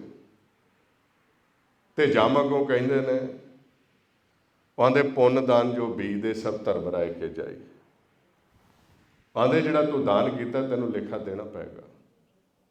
ਇਹ ਜਿਹੜਾ ਤੇਰਾ ਦਾਨ ਪੁੰਨ ਹੈ ਇਹ ਚਿੱਕੜ ਦੀ ਨਿਆਈ ਹੈ। ਇੱਥੇ ਤਾਂ ਕੇਵਲ ਆਸਰਾ ਬਣਨਾ ਸੀ ਤੇਰਾ ਨਾਮ ਨੇ, ਸ਼ਬਦ ਨੇ, ਤੇ ਸ਼ਬਦ ਦੇ ਨਾਲ ਤੂੰ ਪਿਆਰ ਨਹੀਂ ਪਾਇਆ ਤੇ ਤੂੰ ਸਾਰੀ ਉਮਰ ਅੰਧੇ ਕੰਮ ਕਰਦਾ ਰਿਹਾ। ਤੇ ਇਹ ਤਾਂ ਚਿੱਕੜ ਦੀ ਨਿਆਈ ਹੈ। ਹੁਣ ਚਿੱਕੜ ਦੇ ਜਿੱਥੇ ਪੱਥਰਾਂ ਦੇ ਬੰਨ੍ਹ ਟੁੱਟ ਗਏ ਤੇ ਇਹ ਚਿੱਕੜ ਤੇਰਾ ਕੀ ਕਰੇਗਾ। ਉੱਥੇ ਫਿਰ ਇਸ ਨੂੰ ਕਹਿੰਦੇ ਨੇ, ਕਹਿੰਦੇ ਅੰਧੀ ਕੰਮੀ ਅੰਧ ਮਨ, ਮਨ ਅੰਧੇ ਤਨ ਅੰਧ, ਚਿੱਕੜ ਲਾਇਆ ਕਿਆ ਥੀਏ ਜਬ ਪੱਥਰ ਟੁੱਟੇ ਬੰਦ। ਬੰਦ ਟੁੱਟਾ ਬੇੜੀ ਨਹੀਂ ਨਾ ਤੁਲਹਾ ਨਾ ਹਾਥ, ਨਾਨਕ ਸੱਚੇ ਨਾਮ ਬਿਨ ਕੇਤੇ ਡੁੱਬੇ ਸਾਥ। ਹੁਣ ਪਕੜਿਆ ਹੋਇਆ ਇਹ ਪਾਉਣ ਨਾਲੋਂ ਵੱਖ ਹੋ ਗਿਆ। ਇਹਦੀਆਂ ਆ ਜਿਹੜੀਆਂ ਗਿਆਨ ਇੰਦਰੀਆਂ ਤੇ ਕਰਮ ਇੰਦਰੀਆਂ ਕੰਮ ਨਹੀਂ ਕਰਦੀਆਂ ਪਈਆਂ। ਤੇ ਪਰ ਇਹਨੂੰ ਪਤਾ ਲੱਗਦਾ ਪਿਆ ਹੈ ਸਾਰਾ, ਇਹਨੂੰ ਪਕੜਿਆ ਹੋਇਆ ਹੈ। ਹੁਣ ਇਹਦੇ ਆਲੇ ਦੁਆਲੇ ਬਹੁਤ ਸਾਰੇ ਇਹਦੇ ਜਿਹੜੇ ਸੱਜਣ ਸਨੇਹੀ ਸੀ ਉਹ ਖੜੇ ਹੋਏ ਨੇ, ਇਹਨੂੰ ਦੇਖ ਰਹੇ ਨੇ। ਬਸ ਇਹਦੇ ਸਰੀਰ ਨੂੰ ਦੇਖ ਰਹੇ ਨੇ, ਇਹਦੇ ਨਾਲ ਕੀ ਬੀਤਦੀ ਪਈ ਹੈ ਉਹਨਾਂ ਨੂੰ ਨਹੀਂ ਪਤਾ। ਅੰਤ ਨਾ ਵੇਖਣ ਸੁਣ ਨਾ ਅੰਤ, ਅੰਤ ਨਾ ਜਾਪੇ ਕਿਆ ਮਨਮੰਤ। ਹੁਣ ਇਹਦੇ ਨਾਲ ਕੀ ਵਾਪਰਦਾ ਪਿਆ ਹੈ ਉਸ ਸਮੇਂ ਇਹਨਾਂ ਨੂੰ ਨਹੀਂ ਭੇਦ। ਇਹ ਤਾਂ ਜਮਾ ਨੇ ਪਕੜਿਆ ਹੋਇਆ ਤੇ ਇਹਨੂੰ ਦਿਖਾਉਣ ਵਾਸਤੇ ਆਂਦੇ ਤੈਨੂੰ ਇੱਕ ਮੌਕਾ ਦਈਏ, ਆ ਜਿੰਨੇ ਤੇਰੇ ਸਾਰੇ ਇਕੱਠੇ ਹੋਏ ਨੇ ਕਿਸੇ ਨੂੰ ਆਵਾਜ਼ ਮਾਰ, ਜੇ ਤੇਰੀ ਕੋਈ ਮਦਦ ਤੇ ਆਵੇਗਾ ਤੇ ਅਸੀਂ ਤੈਨੂੰ ਛੱਡ ਦਿਆਂਗੇ। ਇਹ ਹੁਣ ਆਵਾਜ਼ਾਂ ਮਾਰਦਾ ਹੈ। ਇਹ ਸਾਰੇ ਇਹਦੇ ਵੱਲ ਦੇਖਦੇ ਨੇ ਤੇ ਰੋਈ ਜਾਂਦੇ ਨੇ। ਤੇ ਜਦੋਂ ਰੋਂਦੇ ਨੇ ਉਦੋਂ ਯਾਦ ਕੀ ਕਰਦੇ ਨੇ ਇਹਦੇ ਕੀਤੇ ਹੋਏ ਕੰਮਾਂ ਨੂੰ, ਵੀ ਵਾਹਵਾ ਕੰਮ ਕਰਦਾ ਸੀ, ਇਹ ਬੱਚੇ ਹੀ ਸਕੂਲ ਛੱਡ ਆਉਂਦਾ ਸੀ, ਸਾਨੂੰ ਫਿਕਰ ਨਹੀਂ ਸੀ ਕੋਈ, ਤੇ ਉੱਚੀ ਉੱਚੀ ਰੋਣ ਲੱਗ ਜਾਂਦੇ ਨੇ। ਹੁਣ ਇਹਦੇ ਕੰਮਾਂ ਨੂੰ ਯਾਦ ਕਰਕੇ ਰੋਂਦੇ ਨੇ ਤੇ ਇਹਦੇ ਨਾਲ ਕੀ ਵਾਪਰਦੀ ਹੈ ਉਹਦਾ ਕਿਸੇ ਨੂੰ ਨਹੀਂ ਪਤਾ। ਇਹ ਆਵਾਜ਼ਾਂ ਮਾਰਦਾ ਹੈ, ਇਹਦੀ ਮਦਦ ਨਹੀਂ ਕੋਈ ਆਉਂਦਾ। ਤੇ ਇਹ ਦੁਖੀ ਹੋਇਆ ਫਿਰ ਕੀ ਕਹਿੰਦਾ ਹੈ, ਆਂਦਾ ਕਬੀਰ ਹਰ ਕਾ ਸਿਮਰਨ ਛੱਡ ਕੇ, ਪਾਲਿਓ ਬਹੁਤ ਕੁਟੰਬ, ਧੰਦਾ ਕਰਤਾ ਰਹਿ ਗਿਆ, ਭਾਈ ਰਿਹਾ ਨਾ ਬੰਦ। ਆਂਦੇ ਜਿਨ੍ਹਾਂ ਦੀ ਖਾਤਰ ਮੈਂ ਭੱਜਾ ਫਿਰਦਾ ਸੀ ਉਹ ਹੁਣ ਮੇਰੀ ਮਦਦ ਤੇ ਨਹੀਂ ਕੋਈ ਆਉਂਦਾ। ਰੋਂਦੇ ਨੇ ਸਾਰੇ, ਵਿਰਾਗੀ ਨੇ, ਪਰ ਇਹਦੀ ਮਦਦ ਤੇ ਕੋਈ ਨਹੀਂ ਆਉਂਦਾ। ਹੁਣ ਜਮ ਇਸ ਨੂੰ ਤਸ਼ੱਦਦ ਕਰਦੇ ਹੋਏ ਤੇ ਕੁੱਟਦੇ ਮਾਰਦੇ ਹੋਏ ਇਹਨੂੰ ਧਰਮ ਦੇ ਪੇਸ਼ ਕਰਦੇ ਨੇ, ਜਿੱਥੇ ਫਿਰ ਲੇਖਾ ਹੁੰਦਾ ਹੈ। ਤੇ ਮਰ ਕਹਿੰਦੇ ਮਨਮੁਖ ਲੇਖਾ ਮੰਗੀਏ ਬਹੁਤੀ ਹੋਵੇ ਮਾਰ, ਤਿੱਥੇ ਹੱਥ ਨਾ ਆਪਣੇ ਕੂਕ ਨਾ ਸੁਣੇ ਪੁਕਾਰ। ਤੇ ਜਦੋਂ ਇਹਨੂੰ ਪੁੱਛਿਆ ਜਾਂਦਾ ਹੈ ਵੀ ਤੁਹਾਨੂੰ ਭੇਜਿਆ ਸੀ, ਮਾਨਸ ਜਾਮਾ ਦਿੱਤਾ ਸੀ, ਖੇਲਣ ਵਾਸਤੇ ਭੇਜਿਆ ਸੀ, ਕੀ ਕੀਤਾ ਹੈ ਤੁਸੀਂ ਮੈਨੂੰ ਦੱਸੋ। ਜਿਸ ਤਰ੍ਹਾਂ ਆਪਾਂ ਨੂੰ ਕੋਈ ਪੁੱਛੇ ਇਹ ਸਰੀਰਾ ਮੇਰਿਆ, ਇਸ ਜੱਗ ਮੇ ਆਏ ਕੈ ਕਿਆ ਤੁਧ, ਇਹ ਆਪਣੀਆਂ ਪ੍ਰਾਪਤੀਆਂ ਗਿਣਾਵੇ ਵੀ ਮੇਰੇ 4 ਕਿੱਲੇ ਸੀ ਮੈਂ ਉੱਥੇ 50 ਕਿੱਲੇ ਬਣਾ ਲਏ, ਮੇਰੀ 1 ਜੋਬ ਸੀ ਮੈਂ 2 ਜੋਬ ਕਰ ਲਈਆਂ, ਮੈਂ ਇੱਕ ਘਰ ਸੀ 10 ਘਰ ਲੈ ਲਏ। ਉਹਦੇ ਜਿਨ ਹਰ ਤੇਰਾ ਰਚਨ ਰਚਿਆ ਸੋ ਹਰ ਮਨ ਨਾ ਵਸਾਇਆ। ਜਿਹੜਾ ਤੈਨੂੰ ਸਵਾਸ ਦੇ ਕੇ ਖੇਲ ਖਿਲਾਉਂਦਾ ਰਿਹਾ, ਤੈਨੂੰ ਜਿੰਦਾ ਰੱਖਦਾ ਰਿਹਾ, ਜਿਹੜਾ ਤੈਨੂੰ ਭੇਜਣ ਵਾਲਾ ਸੀ, ਤੂੰ ਉਹਦੇ ਨਾਲ ਤੇ ਪਿਆਰ ਹੀ ਨਹੀਂ ਪਾਇਆ, ਉਹਦੇ ਨਾਲ ਤੇ ਮਿਲਾਪ ਹੀ ਨਹੀਂ ਕੀਤਾ। ਤੇ ਉੱਥੇ ਫਿਰ ਧਰਮ ਰਾਏ ਜਦੋਂ ਇਹਦਾ ਲੇਖਾ ਲੈਂਦਾ ਹੈ, ਇਹਦੇ ਸਵਾਸ ਦੇਖਦੇ ਨੇ ਕਿੱਥੇ ਕਿੱਥੇ ਖਰਚ ਕੀਤੇ ਨੇ। ਤੇ ਜਦੋਂ ਇਹਦਾ ਲੇਖਾ ਲਿਆ ਗਿਆ, ਆਉਂਦੇ ਨੇ ਮਾਰੇ ਗੁਰਬਾਣੀ ਦੱਸਦੇ ਨੇ, ਘੜੀ ਮੋਹਤ ਕਾ ਲੇਖਾ ਲੇਵੇ, ਰਤਿयों ਮਾਸਾ ਤੋਲ ਕਿਹੜਾ ਬਣਿਆ। ਇੱਕ ਇੱਕ ਸਵਾਸ ਦਾ ਪੁੱਛਿਆ ਜਾਂਦਾ ਹੈ, ਆਹ ਸਵਾਸ ਆਇਆ ਕਾਹਦੇ ਵਾਸਤੇ ਖਰਚ ਕੀਤਾ, ਕੀ ਲੋੜ ਸੀ। ਬੜਾ ਬਰੀਕੀ ਦੇ ਵਿੱਚ ਹੋ ਰਿਹਾ ਹੈ। ਲੇਖੇ ਬੋਲਣ ਬੋਲਣਾ, ਲੇਖੇ ਖਾਣਾ ਖਾਓ, ਲੇਖੇ ਵਾਟ ਚਲਾਈਏ, ਲੇਖੇ ਸੁਣ ਵਿਖਾਓ, ਲੇਖੇ ਸਾਹ ਲਵਾਈਏ, ਪੜ੍ਹੇ ਕੇ ਪੁੱਛਣ ਜਾਓ। ਉਹਨਾਂ ਨੇ ਪੁੱਛਿਆ ਵੀ ਕਿੰਨੇ ਸਵਾਸ ਨੇ ਜਿਹੜੇ ਤੂੰ ਨਾਮ ਜਪਿਆ ਤੇ ਪਰਮਾਤਮਾ ਦੇ ਲੇਖੇ ਦੇ ਵਿੱਚ ਜਮ੍ਹਾਂ ਕੀਤੇ ਨੇ। ਉਹਦੇ ਮਨਮੁਖ ਮੂਲ ਗਵਾਇਆ, ਕਿਆ ਲਿਖ ਲੈ ਜਾਏ। ਤੇ ਮਨਮੁਖ ਤੇ ਆਪਣਾ ਮੂਲ ਹੀ ਗਵਾ ਗਿਆ, ਇੱਕ ਵੀ ਸਵਾਸ ਜਿਹੜਾ ਸੀ ਲੇਖੇ ਵਿੱਚ ਨਹੀਂ ਹੈ। ਹੁਣ ਧਰਮਰਾਏ ਨੇ ਇਹ ਜਿੱਥੇ ਜਿੱਥੇ ਸਵਾਸ ਖਰਚ ਕੀਤੇ, ਇਹਦੇ ਸਿਰ ਉੱਪਰ ਪੰਡਾਂ ਚਕਾ ਲਈਆਂ ਤੇ ਇਹਨੂੰ ਲੈ ਕੇ ਇਹਨੂੰ ਨਿਰੰਕਾਰ ਦੀ ਕਚਹਿਰੀ ਦੇ ਵਿੱਚ ਪੇਸ਼ ਕੀਤਾ ਗਿਆ। ਤੇ ਜਾ ਕੇ ਉੱਥੇ ਇਹਨੂੰ ਸਾਹਮਣੇ ਕੀਤਾ ਤੇ ਕਹਿਣ ਲੱਗੇ, ਨਾਨਕ ਬਦਰਾ ਮਾਲਕਾ, ਭੀਤਰ ਧਰਿਆ ਆਣ, ਖਰੇ ਖੋਟੇ ਪਰਖੀਅਨ, ਸਹਿਬ ਦੇ ਦੀਵਾਨ। ਹੁਣ ਸੱਚੇ ਦਰਬਾਰ ਦੇ ਵਿੱਚ ਫਿਰ ਇਹਦਾ ਅਖੀਰੀ ਫੈਸਲਾ ਹੁੰਦਾ ਹੈ। ਤੇ ਮਾਲਕ ਨੇ ਧਰਮਰਾਏ ਨੂੰ ਆਵਾਜ਼ ਦੇ ਕੇ ਆਪਣੇ ਕੋਲ ਬਿਠਾਇਆ। ਕਹਿੰਦੇ ਨੇ ਕਿੱਥੇ ਕਿੱਥੇ ਸਵਾਸ ਖਰਚ ਕੀਤੇ ਨੇ, ਸਾਨੂੰ ਦੱਸੋ। ਨਾਨਕ ਜੀਓ ਅਪਾਏ ਕੇ ਲਿਖਨਾਮੇ ਧਰਮ ਬਹਾਲਿਆ, ਉਥੇ ਸੱਚੋ ਹੀ ਸੱਚ ਨਿਬੜੇ, ਚੁਣ ਵੱਖ ਕੱਢੇ ਜਜਮਾਲਿਆ। ਥਾਉ ਨ ਪਾਇਣ ਕੂੜਿਆਰ ਮੂੰਹ ਕਾਲੇ ਦੋਜਕ ਚਾਲਿਆ, ਤੇਰੇ ਨਾਏ ਰਤੇ ਸੇ ਜਿਣਗੇ ਹਾਰ ਗਏ ਸੇ ਠੱਗਣ ਵਾਲਿਆ, ਲਿਖਨਾਮੇ ਧਰਮ ਬਹਾਲਿਆ। ਧਰਮਰਾਏ ਨੇ ਕੀ ਕੀਤਾ, ਇਹ ਜਿੱਥੇ ਜਿੱਥੇ ਸਵਾਸ ਖਰਚ ਕੀਤੇ ਉਹ ਖੋਲ ਕੇ ਸੁਣਾਉਣ ਲੱਗਾ। ਤੇ ਧਰਮਰਾਏ ਨੇ ਇਹਦੀ ਪਹਿਲੀ ਪੰਡ ਖੋਲੀ ਵੀ ਜਦੋਂ ਇਹ ਸੰਸਾਰ ਵਿੱਚ ਗਿਆ ਸੀ, ਇਹ ਕਿਸ ਤਰ੍ਹਾਂ ਗਿਆ ਸੰਸਾਰ ਵਿੱਚ। ਤੇ ਉਹਨਾਂ ਨੇ ਪੜ੍ਹ ਕੇ ਸੁਣਾਇਆ। ਕਹਿਣ ਲੱਗੇ, ਦੁੱਖ ਵਿੱਚ ਜਨਮੇ। ਆਂਦੇ ਜੀ ਜਿਸ ਦਿਨ ਇਹਦਾ ਜਨਮ ਹੋਇਆ, ਇਹਦੀ ਜਾਂਦਿਆਂ ਹੀ ਲਿਵ ਟੁੱਟ ਗਈ, ਇਹ ਦੁਖੀ ਹੋ ਗਿਆ ਤੇ ਸੰਸਾਰ ਵਿੱਚ ਆਪ ਦੁਖੀ ਰਿਹਾ, ਪਰੇਸ਼ਾਨ ਰਿਹਾ, ਸੈਂਸਿਆਂ ਤੇ ਚਿੰਤਾਵਾਂ ਦੇ ਵਿੱਚ, ਦੁਬਿਧਾ ਤੇ ਈਰਖਾ ਦੇ ਵਿੱਚ, ਤੇ ਦੂਸਰਿਆਂ ਨੂੰ ਦੁਖੀ ਕਰਦਾ ਰਿਹਾ ਉੱਥੇ। ਆਂਦੇ ਦੁੱਖ ਵਿੱਚ ਜਨਮੇ, ਦੁੱਖ ਮਰੇ, ਦੁੱਖ ਵਰਤਨ ਸੰਸਾਰ। ਦੁੱਖ ਦੁੱਖ ਅੱਗੇ ਨਿਕਲੇ, ਪੜ ਪੜ ਕਰੇ ਪੁਕਾਰ, ਦੁੱਖ ਕੀਆਂ ਪੰਡਾਂ ਖੁੱਲੀਆਂ, ਸੁੱਖ ਨਾ ਨਿਕਲਿਓ ਕੋਈ। ਆਂਦੇ ਇਹ ਨਾਮ ਦੇ ਵਿੱਚ ਨਹੀਂ ਸਮਾਇਆ, ਇਹ ਸਾਰੀ ਉਮਰ ਦੁਖੀ ਰਿਹਾ, ਇਹ ਦੁੱਖ ਹੀ ਬੀਜਦਾ ਤੇ ਦੁੱਖ ਹੀ ਖਾਂਦਾ ਰਿਹਾ। ਮਨਮੁਖ ਦੁੱਖ ਕਾ ਖੇਤ ਹੈ, ਦੁੱਖ ਬੀਜੇ ਦੁੱਖ ਖਾਏ। ਤੇ ਮਾਲਕ ਨੇ ਫਿਰ ਹੁਕਮ ਸੁਣਾ ਦਿੱਤਾ ਵੀ ਇਹ ਸਾਰੀ ਉਮਰ ਇਹ ਨਾਮ ਤੋਂ ਹੀਣਾ ਰਿਹਾ ਤੇ ਜਿੱਥੇ ਇਹਦਾ ਘਰ ਹੈ ਉਥੇ ਇਸ ਨੂੰ ਸੁੱਟ ਦਿੱਤਾ ਜਾਏ। ਤੇ ਧਰਮਰਾਏ ਨੂੰ ਹੁਕਮ ਕੀਤਾ। ਆਂਦੇ ਪਾਪੀ ਕਾ ਕਰ ਅਗਨੇ ਮਾਹੇ, ਜਲਤ ਰਹੇ ਮਿਟਵੇ ਕਬ ਨਾਹੇ, ਹਰ ਕੀ ਭਗਤ ਨ ਦੇਖੇ ਜਾਏ, ਮਾਰਗ ਛੋੜ ਅਮਾਰਗ ਪਾਏ, ਮੂਲੋਂ ਭੁੱਲਾ ਫਿਰ ਆਵੇ ਜਾਏ। ਆਂਦੇ ਇਹ ਆਪਣੇ ਮੂਲ ਨੂੰ ਭੁੱਲਾ ਰਿਹਾ, ਇਹਨੇ ਆਪਣੇ ਮੂਲ ਦੀ ਪਛਾਣ ਨਹੀਂ ਕੀਤੀ। ਮਨ ਤੋਂ ਜੋਤ ਸਰੂਪ ਹੈ ਆਪਣਾ ਮੂਲ, ਇਹਨੇ ਆਪਣੇ ਮੂਲ ਨੂੰ ਨਹੀਂ ਬੁੱਝਿਆ। ਇੱਕ ਮੂਲ ਨਾ ਬੁੱਝਣਾ ਆਪਣਾ, ਅਣਹੋਂਦਾ ਆਪ ਗਣਾਏਂਦੇ, ਦਰ ਮੰਗਣ ਭਿੱਖ ਨਾ ਪਾਏਂਦੇ। ਉਹਨਾਂ ਨੂੰ ਫਿਰ ਇੱਥੇ ਦਰ ਤੇ ਢੋਈ ਨਹੀਂ ਮਿਲਦੀ ਤੇ ਇਹਨੂੰ ਹੁਕਮ ਦੇ ਦਿੱਤਾ ਗਿਆ ਵੀ ਇਸ ਨੂੰ ਲੈ ਚੱਲੋ ਤੇ ਇਹਦਾ ਜਿੱਥੇ ਘਰ ਹੈ ਉੱਥੇ ਇਸ ਨੂੰ ਸੁੱਟ ਦਿਓ। ਤੇ ਫਿਰ ਉਸ ਮਨਮੁਖ ਨੂੰ ਜਦੋਂ ਫਿਰ ਲੈ ਕੇ ਜਾਂਦੇ ਨੇ ਜਮ, ਤੇ ਉਹਨੂੰ ਕਿੱਥੇ ਸੁੱਟਦੇ ਨੇ? ਮਾਰ ਕਹਿੰਦੇ ਨੇ ਮਨ ਚੰਚਲ ਬਹੁਤ ਚੋਟਾਂ ਖਾਵੇ, ਇੱਥੋਂ ਛੁੱਟ ਕੇ ਠੌਰ ਨਾ ਪਾਵੇ, ਗਰਭ ਜੂਨ ਬਿਸ਼ਟਾ ਕਾ ਵਾਸ, ਤਿਤ ਘਰ ਮਨਮੁਖ ਕਰੇ ਨਿਵਾਸ। ਹੁਣ ਹੁਕਮ ਦੇ ਦਿੱਤਾ ਵੀ ਇਸ ਨੂੰ ਮਾਤਾ ਦੇ ਉਦਰ ਦੇ ਵਿੱਚ, ਗਰਭ ਦੇ ਵਿੱਚ, 84 ਲੱਖ ਦੇ ਗਰਭ ਦੇ ਵਿੱਚ ਸੁੱਟ ਦਿਓ ਇਸ ਨੂੰ, ਤੇ ਗਰਭ ਦੇ ਵਿੱਚ ਰੋਲ ਰੋਲ ਕੇ ਇਸ ਨੂੰ ਖਤਮ ਕਰ ਦਿਓ। ਫਿਰ ਦੂਸਰੇ ਗਰਭ 'ਚ ਪਾ ਦਿਓ, ਫਿਰ ਦੂਸਰੇ ਗਰਭ 'ਚ ਪਾ ਦਿਓ। ਇਸ 84 ਲੱਖ ਦੇ ਗਰਭ ਦੇ ਵਿੱਚ ਇਸ ਨੂੰ ਪਾ ਦਿੱਤਾ ਜਾਵੇ।